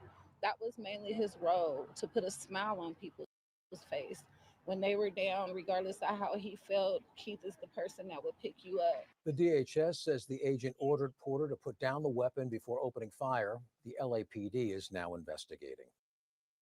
Today, activists are set to meet with the LA County District Attorney to demand action after a man was shot and killed by an off-duty ICE agent in Northridge. Keith Porter's friends and family held a vigil for him last night.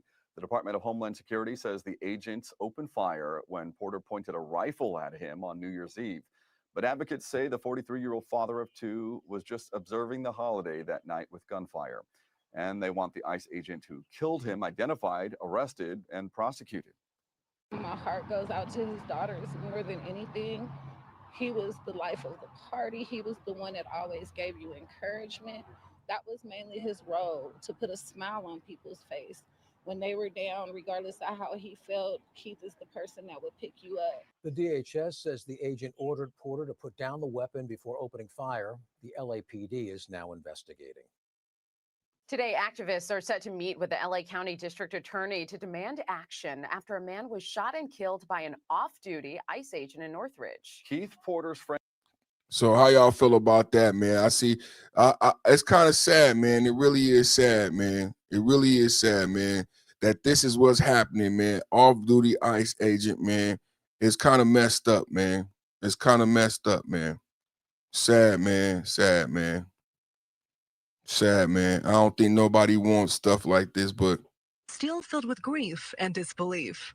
According to law enforcement, her son Keith fired celebratory gunshots into the air with an AR-15 style rifle outside his apartment complex on New Year's Eve. Armed with an AR-15 rifle, possibly suffering from a gunshot wound. An LAPD report states the off-duty federal officer confronted Porter, identified himself as law enforcement, and claims Porter fired toward him, prompted the officer to return fire. What should have been a simple arrest and possible a citation has turned into a death sentence. The family's attorney says this all could have been avoided. But instead of staying in his apartment for a trained law enforcement officer from LAPD to respond, he made the premeditated and calculated decision to grab a firearm. Fox 11 reached out to the Department of Homeland Security. In a statement, the department said, you understand what I'm saying?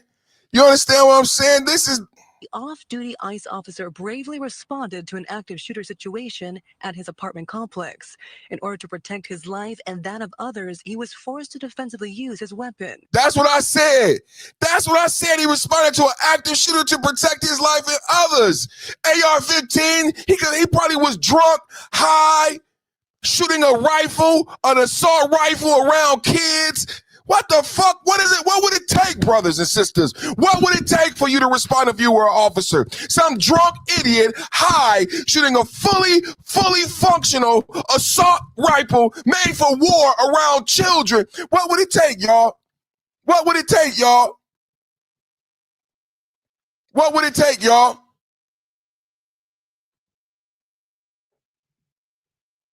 Let's get back to the report. DHS goes on to say their officer immediately called police. According to his version, Keith shot 3 shots towards him.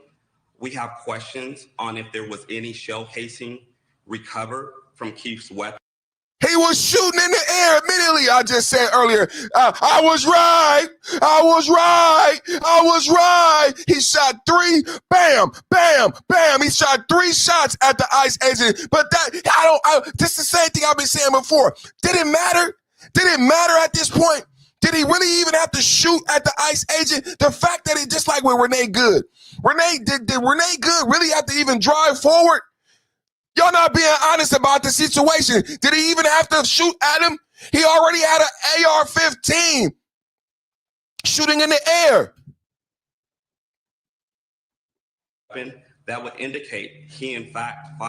That of others, he was forced to defensively use his weapon.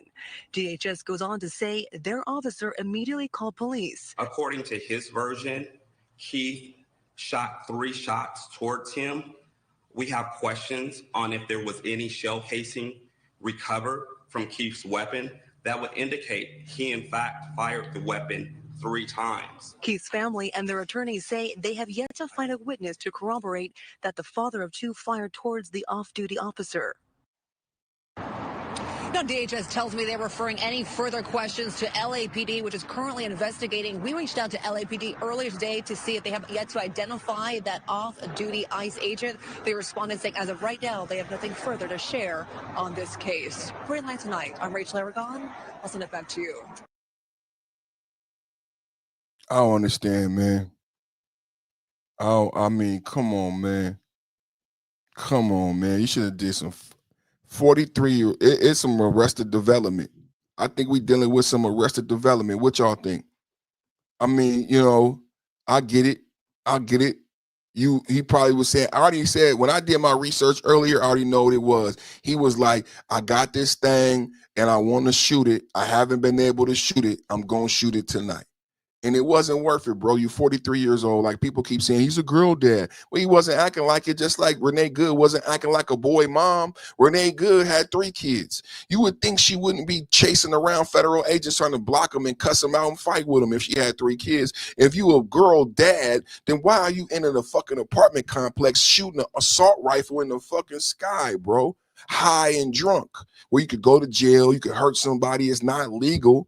And then what did you think? No one would hear or see you shoot an AR-15? This is stupidity, just unbounded, right? No one would hear or see you shoot an assault rifle. What's wrong with logic? What's wrong with logic, bro? Like, no one would hear or see you shoot an assault rifle. It's not a 22. It's not a cap gun. It's not even a handgun where he just went in the little corner and lit pat real quick with the little 9mm. You know what I'm saying? No, it's a fully assault rifle, brothers and sisters. A full-on assault rifle. Oh my God, he just loves A full-on assault rifle. I don't get it. I don't get it. They're in a public space, whether celebratory or for any other reason, is illegal. Don't know if you know that. So this is our brother. This is our brother right here. This is one of our brothers right here. Let me see. Let's see. Y'all want to check out Steven Crowder, fair use. We're gonna react to Steven Crowder. Steven was saying about how, because people keep saying how it's legal or is no big deal. It's even in the report, it was a white woman who said, what's the big deal? People do it every year. Like, people don't die every year on New Year's Eve, right? I don't know about these people, man. Here are a few answers. The obvious one: gunfire out there in a public space, whether celebratory or for any other reason, is illegal. Fair use. Whether celebratory or for any reason is illegal. Here go the statute for everybody who was wondering. Don't know if you know that. Yeah. He was told to stop firing the gun in the air by said agent. And then Porter allegedly aimed said gun at the ICE officer in response. You hear those dings? That's just like Renee Good. All those dings are opportunities where he could get shot and die. All those dings are opportunities where he gets shot and die. One person heard someone demand repeatedly that Porter, quote, put down the rifle. So this also begs the question, and I don't think that common sense can just be the basis for any argument, but I do think it is applicable contextually. If you are shooting a real gun into the air and you are asked to stop and you aim it at said person, whether knowingly or accidentally, how do you think that's going to go? Like, what do you think is the most likely situation to transpire? We can say the same thing about hitting an officer. I just said that. I just said that. I just ding, ding, ding, ding, ding, ding, ding, ding, ding. After taunting them and impeding them and obstructing traffic all day. It doesn't mean that it's the ideal outcome, but let me ask you genuinely, if you were shooting. So that's what I've been saying, man. It doesn't mean that it's the ideal outcome. It doesn't mean that it's the ideal outcome. A gun, let's say you were shooting guns into the air. Let's actually scale it back. Let's say you were shooting guns with blanks into the air, celebrating, but they looked like real guns. And an officer didn't know. And he said, hey, stop doing that. And you didn't. You didn't even aim it at him, but you just looked at him and went, bang, bang, bang, bang, bang. What do you think would happen to you? I just said it doesn't even matter at that point. He didn't have to aim at him. He didn't have to shoot. Let's go. What do you think would happen? It's the same thing that we learned from the chief of police in Chicago. The chief of police said it is logical that they would return said force. It is logical that they would return said force with deadly force. What do you think is going to happen if you have an AR-15 in an apartment complex, right? If you have an AR-15 in an apartment complex and you shoot in the air and you do not put the AR, because he probably didn't want to lose the gun. He probably didn't want to lose the gun, ladies and gentlemen. Huh? He didn't want to lose the gun, so he didn't put the gun down. And he lost his life. He sadly lost his life. These leftist protesters vandalized ICE vehicles with fuck ICE, typical snowflake meltdown, Trump sending hundreds more agents, drain the swamp in Minnesota, protests turn violent with tear gas, flashbangs, but agents hold the line. Quick question. Why is Trump right to crush these riots? Call to action. Comment MAGA takes. Absurd. Like, imagine Walls crying as Trump troops march in. Hilarious, right? Leftist tears. That's what we do here. Trump news, giving Democrats the boo-hoo-hoo blues. Giving Democrats the boo-hoo-hoo blues. That's exactly what we do here. Let's look at this right here. Aftermath in Minnesota, Minneapolis. We got multiple shootings on the ground. Multiple shootings on the ground. Fair use. We got multiple shootings on the ground in Minneapolis and in Los Angeles. One girl dead after shooting an AR-15 at an ICE agent. We have a Venezuelan man shot in the leg after attacking an ICE agent with a shovel. Let's go to this report and react to it. Fair use. Let's see if we have it queued up here, and we'll let it run and let you listen to it.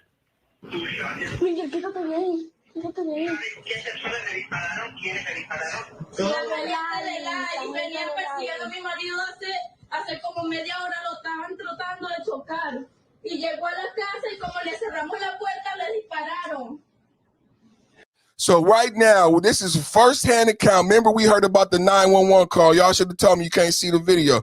Let me get you into the video. Double tap at the like button. We back in Minneapolis, Minnesota, where the Venezuelan was shot in the leg last night. 2 ICE shootings. We're covering multiple ICE shootings on the ground. We have 1 fatality and we have 1 Venezuelan national shot in the leg. Now we have a 911 call. And we heard about the 911 call, but I didn't know that it was the wife and the kids who was reporting on the shooting. Now look at this, and what I first heard is that they're not speaking English. They're not speaking English. I don't think we understand the circumstances in these sanctuary cities and why these people who are not citizens feel so comfortable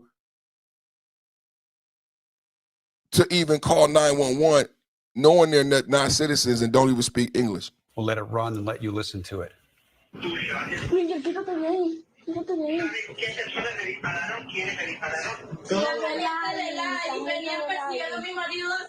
Hace como media hora lo estaban tratando de chocar y llegó a la casa y como le cerramos la puerta le dispararon. They were following my husband and they hit his vehicle and we closed the door of them.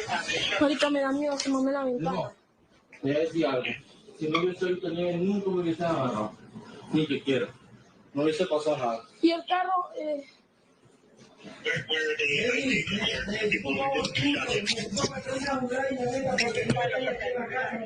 están aquí abajo afuera tratando de entrar a la casa. Por favor, necesitamos ayuda.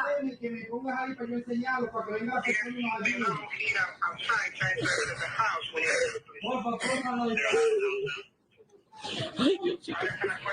Sí, en este momento están afuera de la casa tratando de entrar.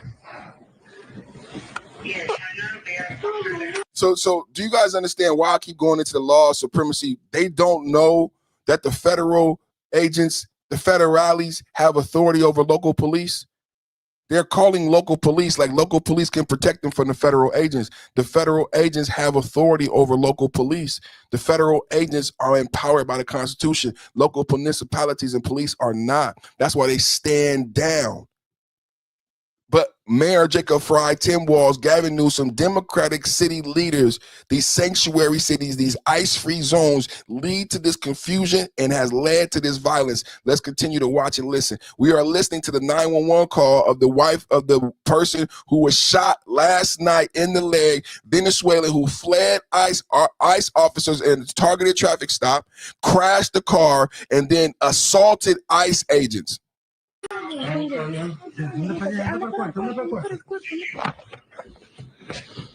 Están abriendo un carro.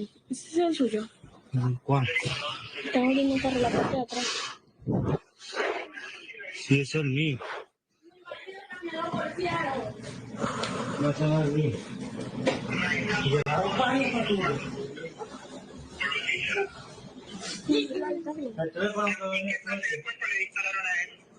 En la pierna. Mira que dispararon la puerta. So we saw that at the same time you all did. It was a 911 call by, we're told, the wife of the person who the federal agents were pursuing who had been shot in the leg. Yeah, and the police chief did say during the news conference that they did receive a 911 call from inside the home. That video being shared by State Senator Aaron May Quaid with the translation that you see on the screen. We do know that one person was shot in the leg as a result. Non-life-threatening injuries. Non-life-threatening injuries. The officer who was involved in this initial traffic stop, too, we're told was taken to the hospital for evaluation, and then 2 other people were taken into custody as a result of this scuffle that apparently played out where the officer said he was ambushed by additional people while he... Officer was ambushed. Officer was ambushed. Officer was ambushed. They said it had a translation. Let's look at the translate. Let's read the translation. Let's read the translation. Do you know who shot him? ICE. They were chasing my husband half hour, trying to hit him. The door, they shot him. With my husband and they hit his vehicle and we closed the door of them. I told you they followed my husband, hit his car. I'm scared to close the window. I'll say this. If anyone, they never have caught me, nothing would have happened. In the car, huh? Where were they? Look out the window. They're here at the house and shot at us. They're outside trying to get in the house. Please, we need help. Please put the snow. Police will come. So the police are assisting them. No, please, don't shoot him. Oh, God, are they? Right now, they're outside the house trying to get in. Yeah. Oh, my God, go over to the room. Go to the room. Go to the room. Están abriendo un carro. ¿Ese es el suyo? ¿Cuál? Is that your? Están abriendo un carro la parte de atrás. Sí, es el mío. This could have been a very dangerous situation for the ICE officer. They're barricade. KMA, what's up? KMA, what's up with you? Double tap at the like button. Good to see you in the building. What's up with you? Man, yeah, you know what I'm saying? This could have been a very dangerous situation for the federal officers involved, man. They barricaded in the house.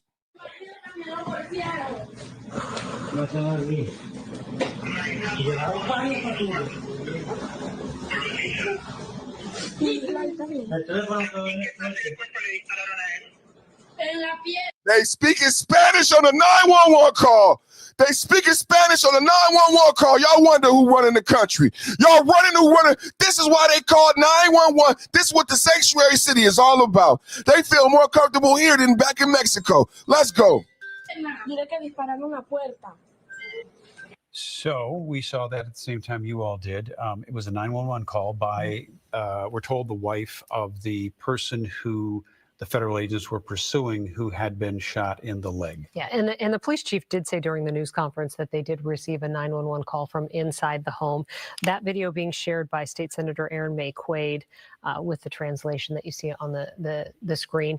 We do know that one person was shot in the leg. As non-life-threatening injuries. Non-life-threatening injuries. The officer who was involved in this initial traffic stop, too, we're told was taken to the hospital for evaluation, and then 2 other people were taken into custody as a result of this scuffle that apparently played out, where the officer said he was ambushed by additional people while he was trying to make an arrest.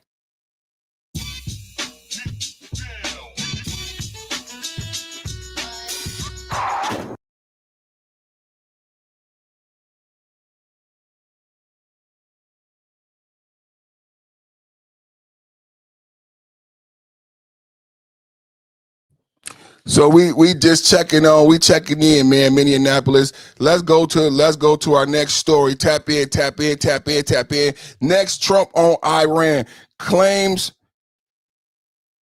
killing stop, weighs military options, America first. Diplomacy wins again. Trump announces the killing has stopped on good authority. Executions of protesters call off after his locked and loaded threats. Over 2,500 dead in crackdowns, but Trump pulls back strikes temporarily. Gulf states urge resistance, but he's ready if Iran steps wrong. Evacuates U.S. personnel from Qatar base as precaution. Smart MAGA move. Trump, Iran killing stop military options. Iran 2026. Protesters say by Trump, Tehran crackdown halted. Trump supports Iran patriots, opposes tariffs on Iran businesses, partners. Roast Biden would have surrendered, but Trump dominates globally. Postpone execution of Irfan Salatini, Trump's influence. Patriot super chat shout outs for MAGA Iran takes. Call to action, like if Trump should strike if killings resume. Cartoon Trump riding a missile. Y'all double tap hit the like button. We going into it right now. Iran, we going into our second lead story right now. Double tap hit the like button. Double tap with the like button. You're watching the #1 podcast in the land. Perfect Time Podcast, back with the blast. Trump on Iran. And then we're going to get back to some domestic issues. We got to jump around. We got geopolitical issues. We got domestic issues. And we know, you know we love to see and hear Trump and what he got to say. So let's get this going for the people right here. Double tap at the like button. Trump on Iran. Trump just announced that the killing has stopped in Iran. I tell you, peace in the Middle East. Can I get peace in the Middle East in the chat? Peace in the Middle East. Peace in the Middle East in the chat one time, man. We got a 21-point peace plan in Gaza, 28-point peace plan in the Ukraine. Every day we moving more closer to peace with Russia in the Ukraine. Yes, Russia will benefit. America will benefit. And what do we say on this channel? Fuck France, fuck NATO. I'm so glad. At KMA, Tammy, aren't you glad you watched me and I said fuck NATO well before NATO said fuck us? Remember the other day we reported on NATO and Denmark talking all that cash shit, about America America, but we already was on it. When I said we don't give a fuck about what NATO thinks about the Ukraine peace agreement. I don't care that France is afraid of Russia, and I get why they're afraid, because Russia is closer to you than Russia is to America. But because of that, you need to handle your own candle. I said France and Macron need to handle their own candle, and the Ukraine-Russia peace agreement will benefit America and benefit Russia. And fuck France and fuck NATO. Did you see when Denmark talked that shit the other day, Tammy? Did you see when Denmark talked that shit the other day, KMA? Denmark talking about we pick EU, we pick Denmark, we pick Greenland, and we gonna shoot at America. As if Denmark or NATO can fuck with America. That shit was insulting. That shit was insulting. So imagine how they would have bullied Kamala and Biden. Imagine how they would have bullied Kamala and Biden. But what did Trump say? What did Trump say? He took us out of the Paris Climate Agreement, and he said, you got to pay more in NATO or we the fuck out of here. He told NATO and France and Macron, he told Macron, lower your drug prices or I'll give you a 50% tariff. And the tariff would be exorbitantly more expensive than you lowering your drug prices. Donald Trump is the biggest and baddest president to ever live. Fucking Kamala Walsh would have got walked over by Macron, would have got walked over by Denmark. For anybody paying attention to news. We have been informed by very important sources on the other side, and they've said the killing has stopped and the executions won't take place. There was supposed to be a lot of executions today, and that the executions won't take place. Does this mean military action is now off the table against Iran? We're going to watch and see what the process is, but we were given a very good statement by people that are aware of what's going on. Very good statement by aware what's going on. Very good statement by people who are aware of what's going on. Double tap hit the like button. Let's watch that again. Who told you that the killings have stopped? We're watching Trump. I just read to you reports that Trump has reported the killing has stopped. Trump on Iran claims killings have stopped, weighs military options. America first, diplomacy wins. America first, diplomacy wins. America first, diplomacy wins. America first, diplomacy wins. Double tap hit the like button, everybody. America first, diplomacy wins. Let me read that again. Let me read that. Where was I reading from? Where was I reading from? I get so much stuff, man. I was reading from my, okay, here we go, right here. Trump announces the killings have stopped on good authority. Executions of protesters call off after his locked and loaded threats. Over 2,500 dead in crackdowns, but Trump pulls back strikes temporarily. Gulf states urge resistant, but he's ready if Iran steps wrong. Evacuates U.S. personnel from Qatar base as a precaution in case it escalates. Smart MAGA move. Trump, Iran, killing stop. Military options. Iran 2026. Protesters saved by Trump. Tehran crackdown halted. Let's go to the video. Just so you know. And the question was, how do you know? How do you know? We are reporting Trump on Iran. Killings have stopped. Peace in the Middle East. Greatest president. This is the best second term president ever. We have been informed by very important sources on the other side, and they've said the killing has stopped and the executions won't take place. There was supposed to be a lot of executions today, and that the executions won't take place. Does this mean military action is now off the table against Iran? We're going to watch and see what the process is, but we were given a very good statement by people that are aware of what's going on. For the people that's aware of what's going on, everybody not in the know though, Trump. Everybody's not in the know. Everybody's not in the know. If you know, you know. If you know, you know. Y'all know where I got that from. If you know, you know. You might know where I got that from. You know what I'm saying? If you know, you know. You know what I'm saying? If you know, you know. You know what I'm saying? So that's where I got that from. You know what I'm saying? Double tap hit the like button, man. Trump on yeah. If you know, somebody know. Somebody know Cuzzo Lightyear. If you know, you know, man. If you know, you know, man. Hey, man. Double tap at the like button, man. Double tap at the like button. We having a good time, man. What a heavy news packed day today, man. What a heavy news packed day today, man. U.S. pauses immigrant visas for 75 countries, man. Did y'all know about this? Did y'all know about this?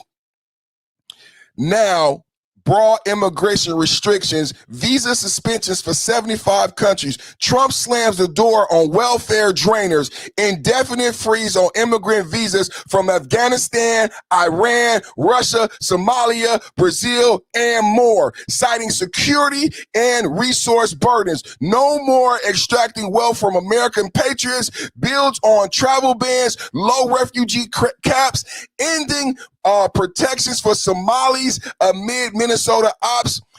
Trump visa suspension, 75 country immigration crackdown 2026. America first, America first, America first. Visa ban list, deport illegals now, deport illegals now. Affects Latin America, Africa, Middle East. Trump's visa ban, 75 country. Leftists melting down over public charge rule. Cry more, Democrats. Cry more. Boo! Boo! The list will include Egypt, Nigeria, Pakistan. Protecting U.S. jobs. Subscribe for more border security updates. Imagine invaders at the border seeing Trump's wall. Ha ha! Ha ha! Ha ha! Ha ha! 75 countries, man. Starting January 21st, we got a lot of dates, man. We got 3/17/26 with the temporary Somali protection ending, and January 21st, January 31st, the continuing resolution expands. We're going to be busy, MAGA. We're going to be busy, MAGA. Busy, busy, busy. You a busybody running around with just anybody. You're a busybody running around with just anybody. You're a busybody. Starting January 21st, 2026, the State Department will stop issuing immigrant visas. The State Department will stop issuing immigrant visas. The State Department will stop issuing immigrant visas, MAGA. Let's go, MAGA. Let's go, MAGA. Man, Trump, solution, solution, solution, solution, solution, solution. How many solutions do you have? How many solutions do you have? Trump got solutions. For anybody who wanted to know that the border was leaking like a sieve, and Kamala, the border czar, and Joe Biden admitted they couldn't stop it. Remember, I played to you yesterday the remix, Don't Come. And what did Trump say? Oh, I'm going to come. I'm going to come. Kamala, that's all she did was say, don't come. She didn't go arrest any deportees. You know, Biden put a $25 million bounty on Maduro's head. He didn't go get Maduro. He didn't, Biden flagged oil tankers. He didn't go get the oil tankers. Biden didn't do shit but go to sleep. And Kamala didn't do shit but get hypnotized. By her own words, in her own literature, 107 days, Biden was asleep and Kamala was hypnotized. Can we say Kamala was hypnotized? I got my Biggie Small. Hold on. I got my Biggie Smalls on. I got my Biggie Smalls on. Y'all see my Biggie Small? Relax and talk sports in the bill. I got my Biggie Small sweater on. Y'all see my Biggie Small sweater? Look at that. That's notorious. Notorious. Huh? Trump is kicking major ass, man. Trump is kicking major ass, man. Trump is kicking major ass, man. Double tap at the like button, man. Double tap and hit the like button, man. Double tap and hit the like button, man. And we having a good time. And we having a good time. We here for a long time, not a good time. I said we here for a good time, not a long time. I said we here for a good time. I said we here for a good time, not a long time. Let's go, MAGA. Starting January 21st, 2026, the State Department will stop issuing immigrant visas to nationals of 75.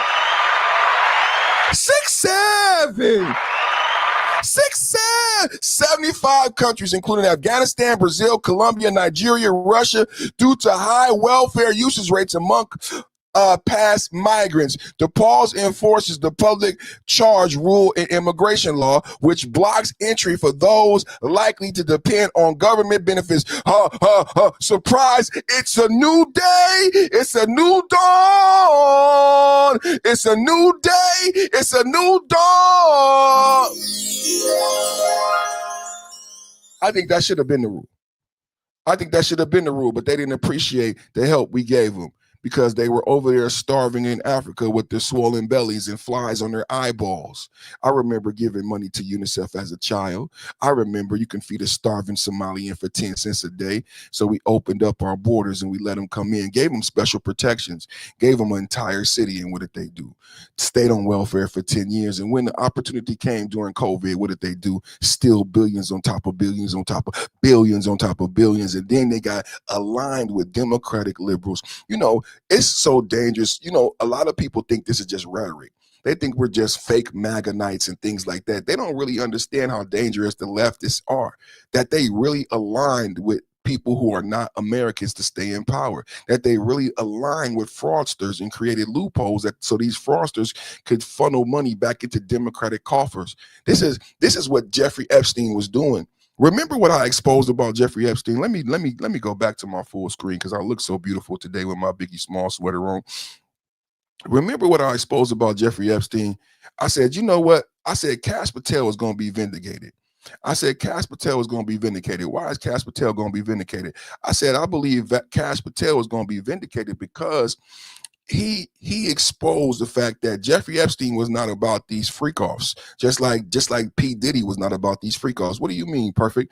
So when I did my Jeffrey Epstein research, and this is what the Democrats keep distracting, keep saying Epstein files, because they don't want the American people to focus on what Epstein really was and who he was. I heard an argument the other night of two ignorant people talking about elections in the electoral college, right? So people never ask and wonder, because think about it, we're so far away from billions. Me and you are so far away from billions, right? And this is not to say that I don't care about female victims, but I just need you guys, all of my MAGA conservatives who knew that Gillette was full of shit, the people who knew that Me Too and Time's Up was full of shit. Did you know Jeffrey Epstein was a major donor to Time's Up? So I think they want you to be distracted by female victim and victimization. It wasn't about that. It was about the billionaires who control the leftists via their pocketbook and influence. He was friends with Clinton. He was friends with John Kerry. He gave money to Chuck Schumer. He was still friends with Democratic high-profile senators and congresspeople like Stacey Plaskett in 2019 after multiple convictions in prison time. Stacey Plaskett, the representative of the Virgin Islands where he had an island, she never went to his house. This is my biggest receipts. A lot of the Democrats he had in his back pocket never went to his house, never partied with him. He was done. He was 65 years old in 2019. See, he did his partying when he was young. That was the cream, right? That was the gravy. But what he did is he bought politicians, and he was one of the people at the head in front of the Democratic Party. He gave so much money to the DNC. I know when I say this, I'm talking to the head of my audience because they don't know what the DNC is. They don't know what the RNC is, which is why they were able to scoot in Kamala and not have a convention and coordinate her. But he gave so much money to the DNC that today they still have $35,000 of Jeffrey Epstein money. Hakeem Jeffries wrote a letter. I know you may be new to this and you stopped listening when they said female victims and you never did the research, but this is my job. I read to you a letter where Hakeem Jeffries, after his conviction, after his prison time, this is all facts. After his conviction, after his prison time, Hakeem Jeffries begged Jeffrey Epstein for a donor and said, if you give me money, please, if I suckle at your teeth, I will let you have dinner with Barack Obama. I can set up a dinner with you after his conviction, after his jail time. Jeffrey Epstein was ruling the Democrats, creating policy, doing what he wanted to do via his dollars. He was controlling Democrats with money. He gave John Kerry money to become president, to become senator. He gave Chuck Schumer money, multiple campaigns. He gave Stacey Plaskett money to run a successful campaign and become the representative of the Virgin Islands, which is why Stacey Plaskett had him on the phone live in 2019. She still hasn't been prosecuted. She still hasn't been brought up on charges. Stacey Plaskett still hasn't been prosecuted as being a congresswoman and having a felon on her phone live and taking direction from him on what to ask Michael Cohen. She said to Jeffrey Epstein on text messages that we read, my turn is coming up. Hurry up. What should I say to Michael Cohen? Jeffrey Epstein texts back and said, press him on Stormy Daniels' payoff. At the end of the hearing, they exchanged text messages where he said, good job, like he's the boss. She's calling him like he's her boss. Jeffrey Epstein was a boss in the Democratic Party, and it had nothing to do with these parties on his island and female victims. I'm not saying he didn't victimize females. I'm not saying that that's not wrong. But the smoke and mirrors is you focus on this beautiful island, you focus on these girls, and you never focus on how politics work in America. You never focus on the Electoral College. You never focus on these billionaires who actually choose the candidates. You never ask who picked Kamala. You never ask who is that powerful, because Kamala said in her book that she called Gavin Newsom, he didn't call back. She called Barack Obama and Michelle said, we want to wait. She called Nancy Pelosi said, we should go to convention and not have a coronation. She called Bernie Sanders, and Bernie Sanders said, we should go to convention. No celebrities from the Democratic Party supported her presidential bid. Do you guys understand? Jeffrey Epstein was one of those movers and shakers. So who chose Kamala? If everybody, Biden didn't want to leave, Obama said no, Gavin said no, Pelosi said no, Bernie said no, who the fuck said yes to Kamala? Who the fuck said yes? I say there are many Jeffrey Epsteins. There are many fucking Jeffrey Epsteins, you stupid fucks. You don't know who's in their electoral college. Jeffrey Epstein selects who's going to be senator. He was that entrenched in the Democratic leftist party. He was first on Time's Up. He was first on Me Too. He gave money to Time's Up before you knew what Me Too was. A lot of you don't know that Time's Up was the precursor to Me Too. Jeffrey Epstein was early. Jeffrey Epstein was early. Jeffrey Epstein was early. He wasn't at no damn party. He was a mover and shaker at the head of the Democratic Party. He was a mover and shaker at the head of the Democratic Party.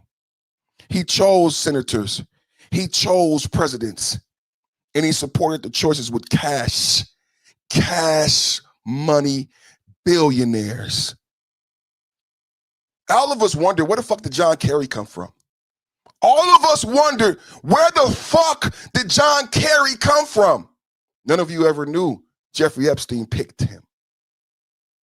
We all wondered.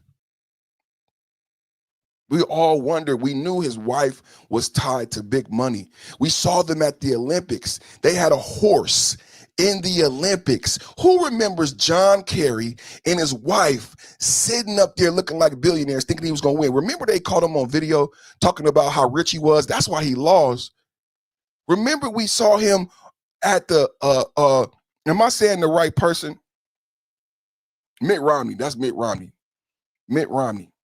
Mitt Romney was the motherfucker at the Olympics with the horse. But he gave money to all of these motherfuckers, man. Chuck Schumer, John Kerry, all these motherfuckers on the Democratic Party.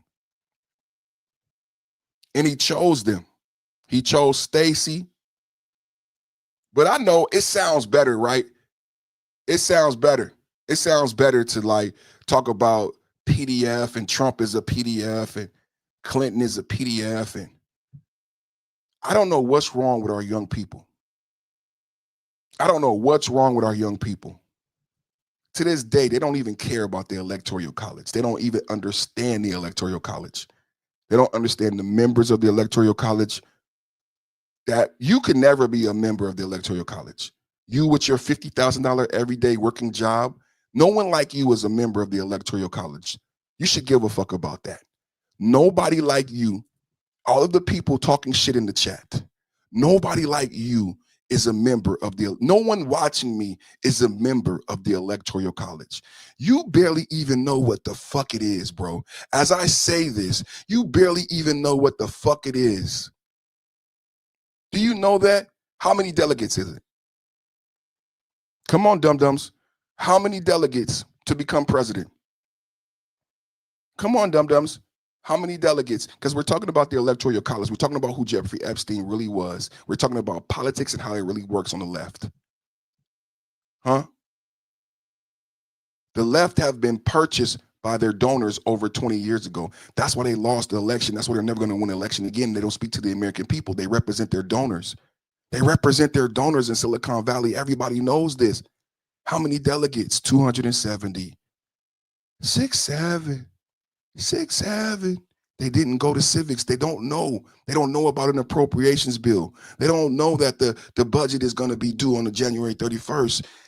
They think Jeffrey Epstein was controlling the Democratic Party with videotape.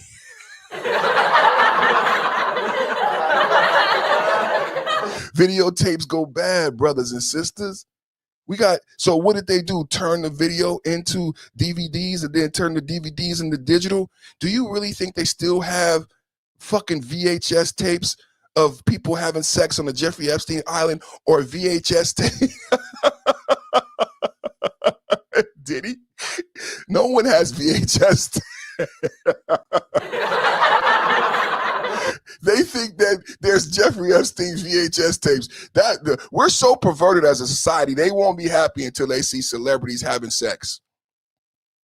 These millennials and these idiots on the left won't be happy, but there's only Democrats who he partied with. I'm sorry, no Republicans partied with him because he knew how to have a party. And he didn't want to party with no Mormons or conservatives or Christians. He only partied with the Democrats. He only partied with the people who wanted to do the bad stuff, and that's the Democrats, the liberals, who don't care about God and religion and who flirt the lines. So all of his buddies were those type of people from Hollywood, right? You seen the pictures, the magician, the movie director, the Clintons. He didn't hang out with no Republicans, stick in the mud. Y'all don't know how to party.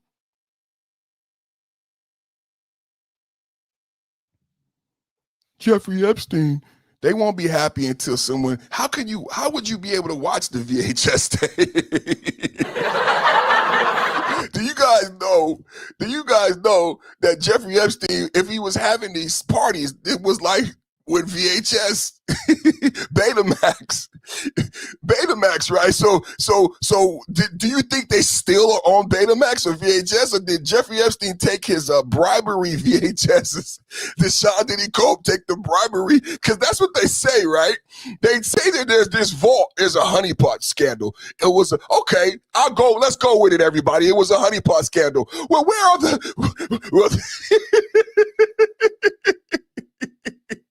I miss Blockbuster too. So Jeffrey Epstein is shot next to the 1,000 bottles. PMA, next to the 1,000 bottles of baby oil is another room. Adjacent to the baby oil room is the VHS. But the VHS tapes don't last, bro. Okay, he was rich. I'm asking you because I'm going somewhere with this. If there's cameras in the Epstein mansion, why am I the first one to talk so logically? If there's cameras in the Epstein mansion, when was it built? 30, 40 years ago, right? So we're talking about closed circuit TV cameras. We're talking about video VHS tapes. When did they upgrade the mansion? When did they go digital? If they ever went digital in Sean Diddy Combs' house and Jeffrey Epstein's mansion, you guys listening, what did they do with the old tapes? Because if there are tapes of surveillance on either one of these properties, it wasn't digital until recently. Why nobody, hard drives, exactly, why nobody ever asked the real questions? And if it exists digitally, This is the other part for the people who know how to think. If it exists digitally, we would have it. We would have it because of we have super hackers. What's the Anonymous? Remember Anonymous, the hackers, right? So this is just logic, you guys. If this stuff existed digitally, China and Russia would have hacked those servers, and they would be bribing Trump and America if it existed. But I'm the first person I've ever heard talk about this. I'm the first person. I just hear people, Epstein filed. It's fucking VHS, bro. It's VHS, bro. Did they transfer it over to digital? And if it's digital somewhere, China and Russia would have got it, bro. I know I hate to be the bearer of bad news, and I hate to be the most logical person in the room. And I know you hate when I say shit like this because it makes you think, and you're right now screaming at your phone like, damn this black guy. Dispute the fact that China and Russia would have been able to get it. You can't do that. That's why I'm laughing. I'm leading you somewhere. I'm like, hey, I'm leading you somewhere. Hey, is it VHS? Is it digital? Because I knew what I was going to say at the end. If it's digital, smart guy, if it's on a hard drive, you can't protect it. Do you guys know we're in Web 3.0? We're in quantum computers. You know what CERN is? Do you know why Taiwan is so geopolitics, KMA? Geopolitics, they don't understand why Venezuela is important. Geopolitics, KMA. The raw minerals we need to make the semiconductor chips for the supercomputers of the future, the blockchain, Web 3.0. Now, I know my analytics. I read my analytics. Most of the people who watch me are above the age of 50 years old. So I'm not going to insult you because I really feel like I'm talking to millennials. I don't even think millennials watch me. But for those of you of an older generation who watch me, who may not understand some of the geopolitical things that you see and hear, there are reasons why Taiwan is important.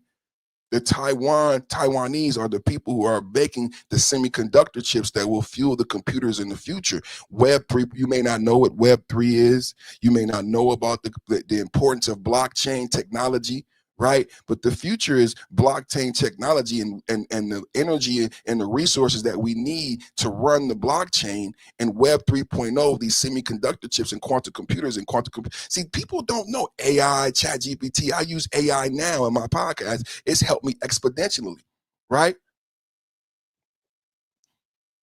So when I talk about some of these things, you may not realize why, but there's a reason why Taiwan is important. There's a reason why I'm talking about these things, why you should understand why I said, do you think you can't hide anything that's digital anymore? Ready Player One, it's open source, brothers and sisters. So if there were Jeffrey Epstein tapes that existed digitally, we would have them. We would have them. But I know you guys, a lot of you are not there yet. A lot of you are thank you. A lot of you are not there yet. You're not at Taiwan. You're not. You just heard about China. You heard about China being aggressive. You don't know why. You don't know why Taiwan is important. Taiwan is the future. Greenland is the future. Venezuela is the future. Quantum computing, CERN. That's why I always bring up Hotep. I miss Hotep. When people actually was researching the CERN, Candace Owens talking about CERN yesterday and a ritual that she caught on tape. But if you are from Hotep and you studied CERN Collider, the CERN Collider, Candace Owens is late. Candace Owens is late. This is why we wanted Trump, brothers and sisters. You didn't hear about this shit with Kamala, and they was going to let us lose the race. It's a race right now to the future. As you are sleeping and you want to see the Jeffrey Epstein sex tape, It's a race to the future. That's why Trump keeps saying, why are we talking about Epstein? Stop fucking distracting the American people. Epstein is dead, convicted twice. Let's get on the race. China is gonna fucking kick our. Let's get going. Let's get going. Let's get going. He's dead. He's not coming back. But we do need to get these fucking semiconductor plants off the fucking ground.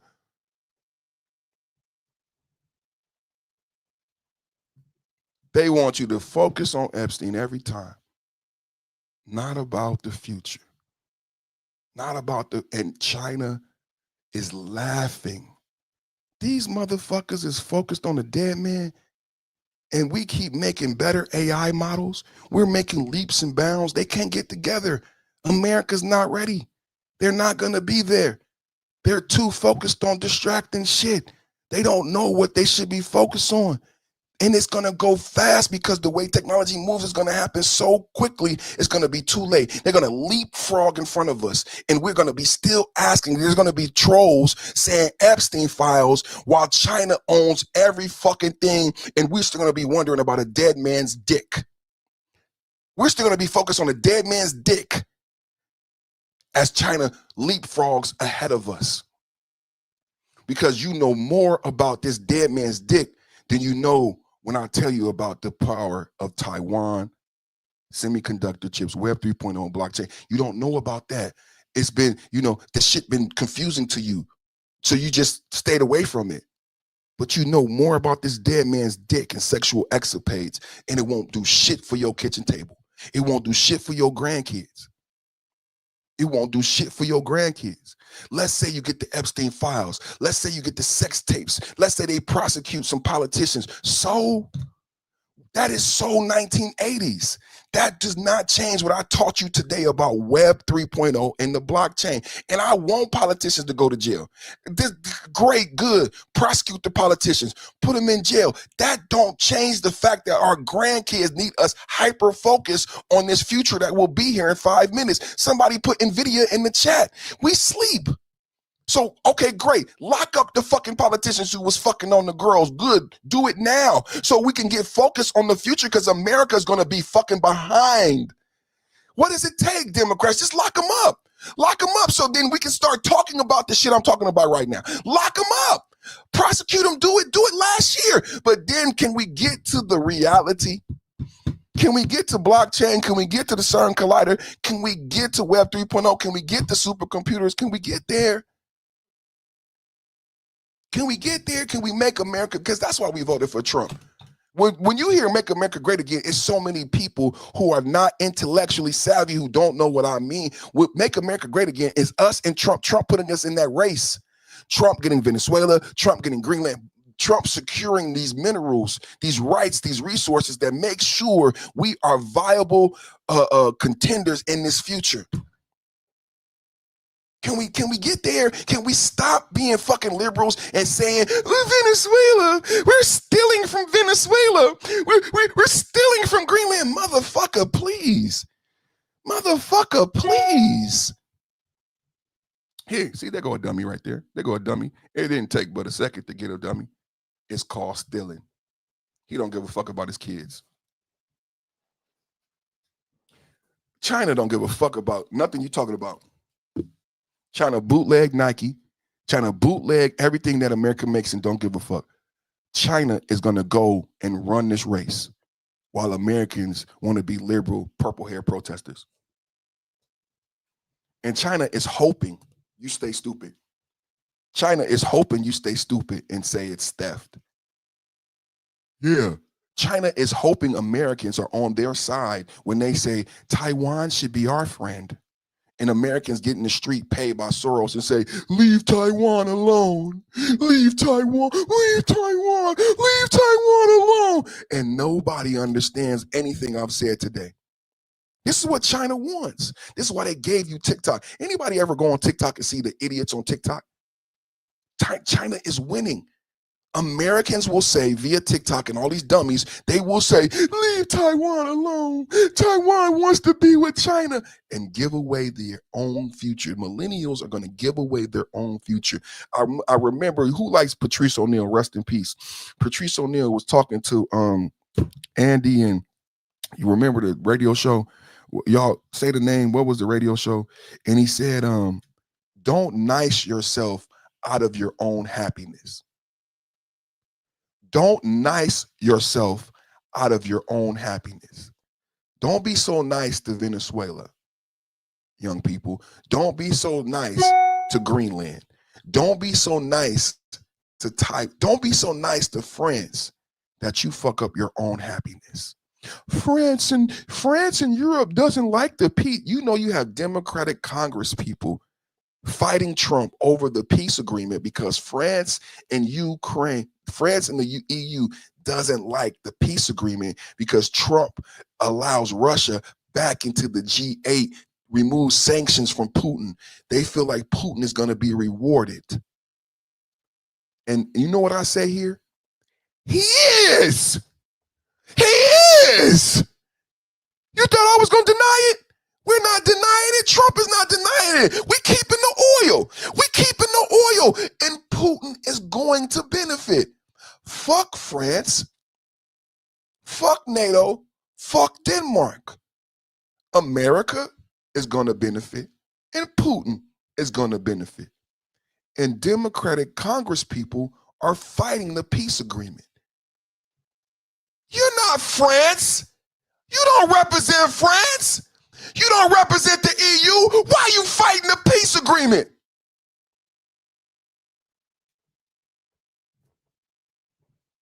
I got to go get the kids, y'all. We got Taekwondo today.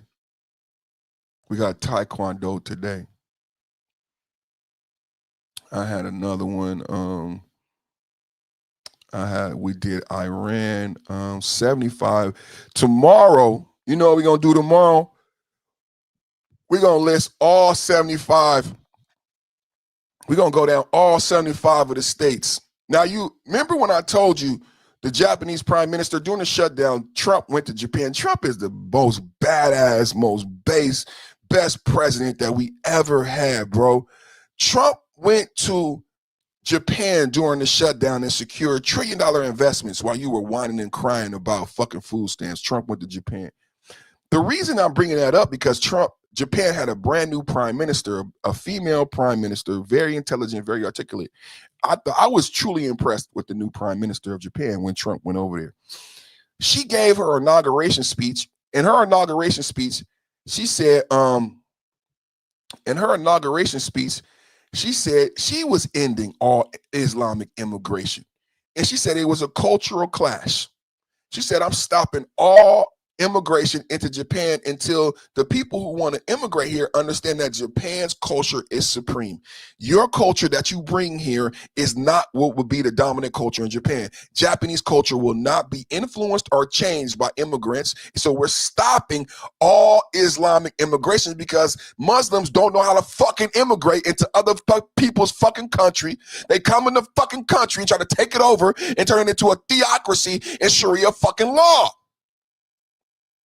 So Japanese new female prime minister said, agreeing with Trump. And then you should have seen how happy she was when she was with Trump. Man, Trump is the greatest leader. They talked about $1 trillion investments, Toyota making $1 trillion investments against 5 states in America, 5 brand new plants. And now Trump is doing the same thing in 75 countries. Yeah, I think it's going to get turned up even more because Trump is doing too many solutions. The Democrats don't have anything. They just keep whining and crying. What is the last Democratic policy? What's the last Democratic policy that you can name or tout? So we got TPS. We got the DHS. We got 75 countries. We got daycare fraud. We got Trump shut down all the money to the daycare. He closed the loophole on enrollment funding January 5th. He let the ACA expire. How many wins How many wins does Trump have? How many things, how much policy? He's doing so much, 225 executive orders in 1 year. The Democrats are going to be so behind the 8 ball, even if they ever get back in office, they will never be able to undo what Trump has done. He got us out of the Paris Climate Accords. He made NATO pay more money. What would the Democrats do? Would Democrats go back to the Paris Climate Accords? Biden did that the first time. Would the Democrats say, NATO, you can go back to paying us just $2 and we'll pay for everything, even though Denmark said fuck America and acted like we're not even part of NATO? Huh? Even though Denmark said fuck America and act like we're not even part of NATO?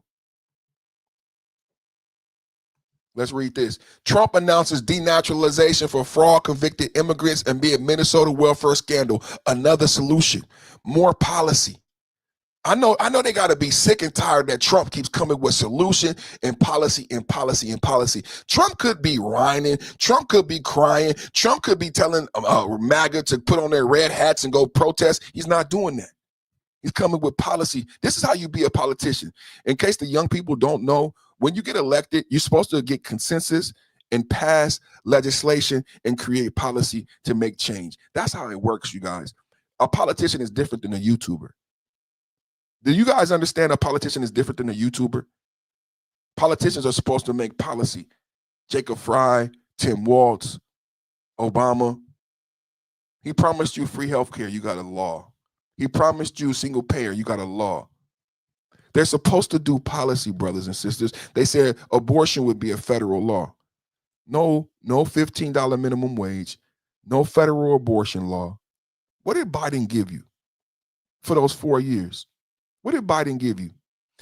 Trump outlined plans during his January 13 address at the Detroit Economic Club to revoke U.S. citizenship from naturalized immigrants convicted of fraud, targeting schemes like Minnesota's, where 98 people, mostly of Somali descent, allegedly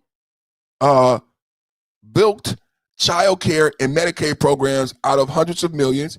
He called for proof of attendance in federal child care funding, no more enrollment-based funding, halted payments to undocumented immigrants, remember I just said that, and barred those on welfare from wiring money abroad. I forgot about that, you guys. Y'all remember that? We talked about that yesterday. Why was that even legal? Because if you're on welfare, you don't have money. If you're on welfare, that means you're a criminal. You have to get the money from ill-gotten gains. But Trump closed that loophole. If you're on welfare, you can no longer wire. And I played a story where we had $700 million go through the Minnesota airports. Literally Somalians, 80% of them who are on welfare declared millions of dollars. They really were giving money to al-Shabaab. They really were sending money back to Somalia. We have it documented, $700 million through the airport. Like they wrote it down. It wasn't like hiding. My thing is that how the fuck do they do that if they're 80% on welfare? Trump closed that loophole. Trump closed that loophole. You can't send money if you on welfare. So what the fuck? No, you can't do it no more. It's illegal. It's illegal. You shouldn't have been doing it anyway because you on welfare. Where the fuck the money coming from? Right? Barred those on welfare from wiring money abroad. Sounds funny, right? It sounds funny that we even allowed this shit. While sharply criticizing Representative Ilhan Omar, House Republicans are pushing Reconciliation 2.0 to ban non-citizens from welfare. Come on now, to ban non-citizens from welfare. Come on now, and codify these actions, aiming for $1.6 trillion in savings. That's why we voted for him. That's why we voted for him. Let's go, MAGA. How many times, man? This is the best president. How many times, man? A $1.6 trillion savings. As Minneapolis Mayor Jacob Fry acknowledged the fraud's reality and call for prosecutions. Nick Shirley got a brand new video. Let's take a look at some of the fraud. They forgot how to speak English, so they needed an interpreter there. So the county brings in an interpreter at $100 an hour, minimum 8 hours, to interpret what the doctor is telling the patient. So that's another layer of fraud that nobody's even talked about or revealed. And it's millions and millions, hundreds of millions of dollars all on its own. Interpreter services. Because what percentage do you think of these people, especially if they were born here in the United States, they speak English, right? Like of course they do. They should not be saying no English. And then remember, the interpreter has to get to the doctor's office or the hospital. How are they getting there? The transportation company, and then they got to get back home. And that patient had to get to the doctor's office. How? Transportation. Kids got to get to school. How transportation? That's why I said the transportation is the hub of really, I think, all of this. So basically what we're talking about between all these fraudulent businesses, the daycare, the autism centers, the adult daycare, the home services, and then the transportation. And then on top of that, you have it looped in with them going eventually to the doctors for translators to be paid by the state. That's exactly what's happening, yes. That's exactly what's happening. That's exactly what's happening. Can't make this shit up, man. Bombshell. President Trump just announced he will be locking up all politicians involved with the massive fraud and called out Ilhan Omar by name. By name. By name. Let's go, MAGA. Attorney General for fraud. He's a fantastic young guy. He's so impassioned to do this properly. We intend to imprison any fraudster, politician, or public official involved in these sick plots to loot and pillage our country. Think of that Ilhan Omar. She lives in Somalia. They don't have a government. They don't have a military. They don't have police. They don't have anything. All they have is murder and robbing ships, bringing in ships, pirates. That's stopped. Same missile, ping. That's the end of them. It's amazing how that can stop corruption. Those missiles, they never miss, you know. The same one, exactly the same one. But think of it, she comes from a country with nothing, and she comes Attorney General for fraud. He's a fantastic young guy. He's so impassioned. You think she would be more appreciative of what she's been given here and the opportunities, you know what I'm saying? You think she would be more appreciative of what she's been given here and the opportunities, right? But no. Democrats tried to amend the bill that would allow illegal aliens who commit fraud to remain in the country indefinitely. Democrats are a party of fraud and criminals. Amendment says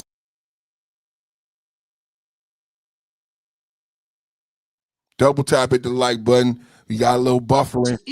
even if the alien admits to the fraud, they can remain here indefinitely.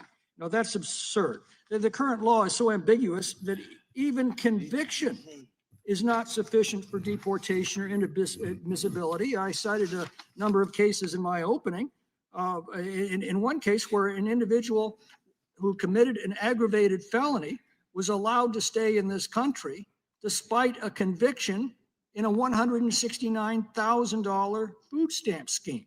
In another case, an alien was placed in removal proceedings in 2005. He remained there in 2013. Wow. When his case finally made its way to the U.S.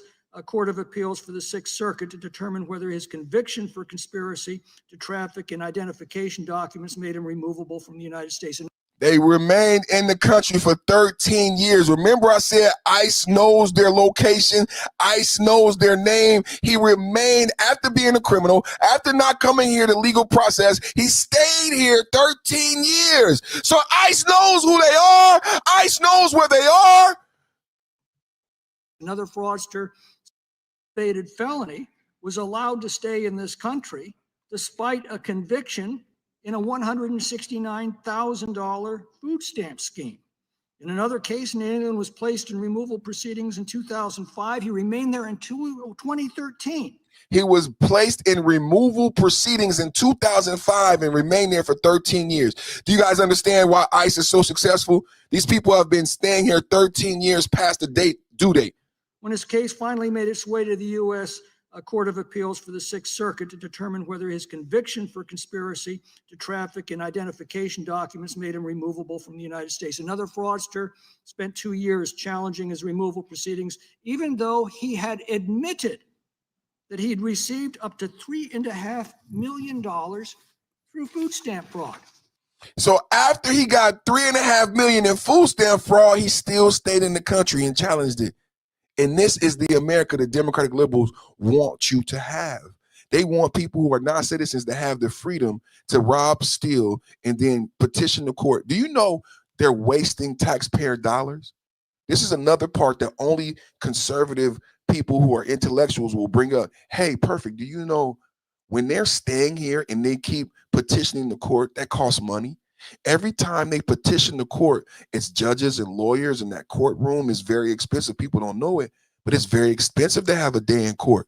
So not only did they steal $3.5 million, not only should they have self-deported, but they are draining taxpayer dollars by overutilizing the court system. Let's go back to the video. I'm gonna play it again.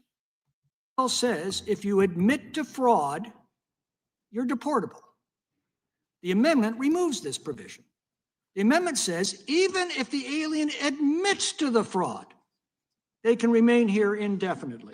No, that's absurd. The current law is so ambiguous that even conviction is not sufficient for deportation or inadmissibility. I cited a number of cases in my opening. In one case where an individual who committed an aggravated felony was allowed to stay in this country despite a conviction in a $169,000 food stamp scheme.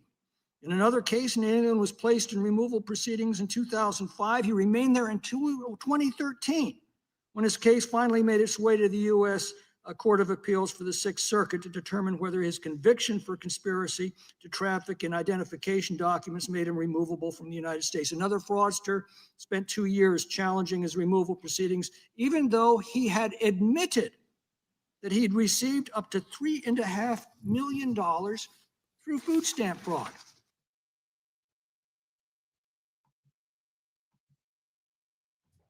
Can't make this stuff up, man.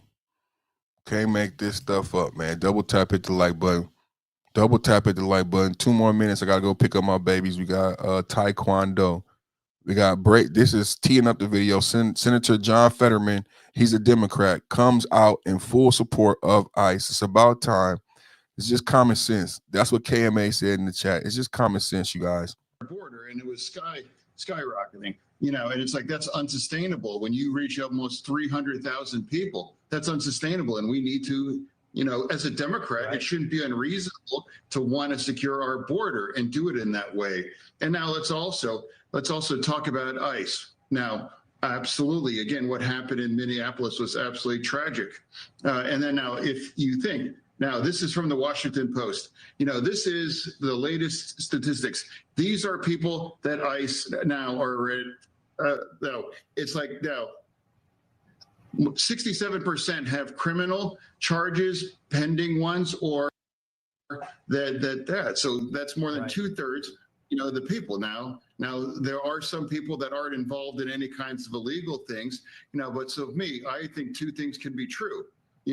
Round up all the criminals, deport them. They shouldn't have ever been here, and they definitely have to go. And now I don't want to see more and more things happening in Minneapolis now too. So 2 things must be true. And I strongly reject the extreme on either side, about this now. So we must be true. And, I watched you earlier in your show. You just pointed out President Obama deported, millions of people, and there wasn't having the same kind of outrage here. Here is from Democrats. That's right. My chat, W chat. Didn't you guys say that yesterday? I got the best chat room. Yesterday, you guys said President Barack Obama deported more. That was the last debate we had yesterday. President Barack Obama. Then I said, don't forget about the drone strikes. He had more dead bodies too, as we talk about the 30 drug boats, the 25 oil tankers, the 100 drug dealers. President Obama had drone strikes. 3 million deported. He deported more people. He escalated, and he built the border. He built the border wall too. Obama was a lot stricter on these things. And I already reported that Biden put $25 million on Maduro's head in January of 2025. It's so hard to believe because when you hear it, you say, wait a minute, Trump was president in January of 2025. Yeah, but he didn't come into office until late January, right? Hours before Trump took office, Biden administration doubled and tripled down on Maduro being a dictator, put $25 million on his head, and Biden even was on the phone with the duly elected president. Now, guess what? How does that story end? Well, that president was incarcerated by Maduro, and he was recently released from prison by who? Who? I said Joe Biden put a $25 million bounty on Maduro's head, called him a dictator, and then spoke on the phone with the duly elected president. What happened to the guy? The guy was incarcerated by Maduro. And recently, President Trump freed some political prisoners. Who was one of the political prisoners? The president. The person who should be president of Venezuela, who Maduro captured in jail. What about Maria, the Nobel Prize winner? What about Maria, the Nobel Prize winner from Venezuela, who the CIA had to get out of Venezuela? Just giving you guys facts. Just giving you guys facts on the ground. Did you hear what he said? It was in the beginning of the video. Let me show the beginning again. This is very important, and this is something I forgot to bring up. I haven't brought this up in a long time. Border, and it was sky. That right there, he is showing what the border looked like under Kamala and Biden. 300,000 people coming across the border every day. He said this was not sustainable. Even Kamala and Biden admitted the border crisis. That wasn't a term that was coined during the Trump administration. That came from the Biden administration because it became unsustainable. 300,000 a day. Do you guys remember what it was like in 2023, how scared you were when the media, because the media makes money off of fear. The media loves to scare you. Remember the media kept showing these caravans of hundreds of thousands of people? Americans were scared. I mean, it was one thing to open the border and let some people in. It's another thing when you start showing Americans video of hundreds of thousands of people coming across the border every day. Caravans that are miles long of people. The American people were worried. They were like, well, wait a minute, where the fucking people are these going? Where they going? What they gonna eat? Where they gonna live? That's a lot of fucking people. And then Biden and Kamala realized this fucking is out of control. This is not what we thought. 300,000 people a day at the height under Biden and Kamala. And the reason why 80% of the people voted, we won the popular vote and the electoral college, is because Americans were fed up. Americans were fucking fed up with the fucking video of all these fucking people coming every fucking day. Even Kamala said, don't come. Don't come. Y'all don't remember. We live in a microwave generation. Y'all don't remember. That shit was scary, bro. That shit was scary, bro. People coming from South America, miles long of human bodies. Not a mile-long train, not a mile-long bus, but miles of people back to back to back to back to back every day. CNN, because CNN loves to fear monger. Every day, kids, everything, every day. Another 100,000 came through the swamp. Another 50,000 at the border every day. And in this video, I just wanted to show this: 300,000 a day at the height. 300,000 crossing the border. This is not a Republican. This is a Democratic senator reminding people why you should support ICE. He is saying you should support ICE because Biden and Kamala created a problem that was so huge, it was unmaintainable. It was 300,000 crossings a day at the height under Biden and Kamala, and they didn't know how to stop it. I know you forgot that. Thank you for this Democrat for reminding you as you talk all that shit about my president. 300,000 people came across a day. And you know what I said was the most sinister part? The lack of logistics. There were no doctors. There were no bathrooms. When they got to America, there was no food. The Border Patrol gave them a bottle of water. So sick mothers, pregnant mothers, sick children just came into America sick. Families were separated. Children died. Pregnant mothers didn't have anywhere to have their baby in labor. I thought that was evil. I thought that was evil for you to open up the country, open the border, and not have proper logistics in place for these people when they got here. Knowing that children and families and women would be part of the people. Pregnant women, young babies, toddlers. And people said, no COVID shot either, thank you. They shouldn't have come. They should not have come. I think it was evil and criminal for them to even Open the border and tell people to come and not have a process, not have How did you protect Americans, Biden, Kamala? I always tell people when we did this before, 12 million people, mass immigration, Ellis Island in New York, Statue of Liberty, they had to go through processing. They got to get a number so that they couldn't steal multiple Social Security. They couldn't get multiple driver's licenses. They had to get a number. They had to see a doctor because there was a smallpox virus. There was a smallpox breakout. It was a smallpox pandemic. So the people coming through Ellis Island got checked for smallpox and got put in quarantine so that they wouldn't get Americans sick. But we needed the labor. We needed the immigrants. Why didn't they fucking do that this time? Kamala, Biden, why didn't you do it right?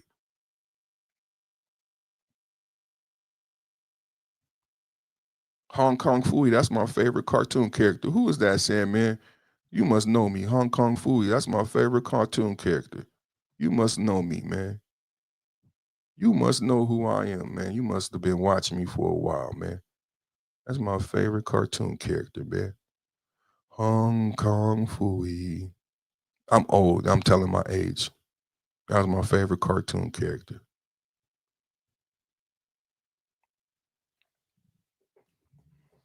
So that's the end, you guys. I love you. Democrats, I love you. Republicans, I love you. Black, white, purple, brown, green, blue, I love you. I love my country. I love America. God bless the president. God bless America. God bless the memory of Charlie Kirk. God bless his children and his family. God bless Renee Goodsoul. God bless her children. Everybody affected by that trauma. I think the gentleman in Los Angeles' name was Keith, the girl dad who lost his life on New Year's Eve. May God rest his soul. I'll see you guys tomorrow between 12 and 1. Double tap, hit the like button, hit the notification bell. Today we went live around 1 o'clock, 1:05. Go watch the shorts. Leave a comment. Leave a comment. After the video, go to the channel, leave a comment. It helps. Take care, everybody. God bless. What is that? Man, I tell you, some evil people, man. It is some evil people, man. Salute you guys.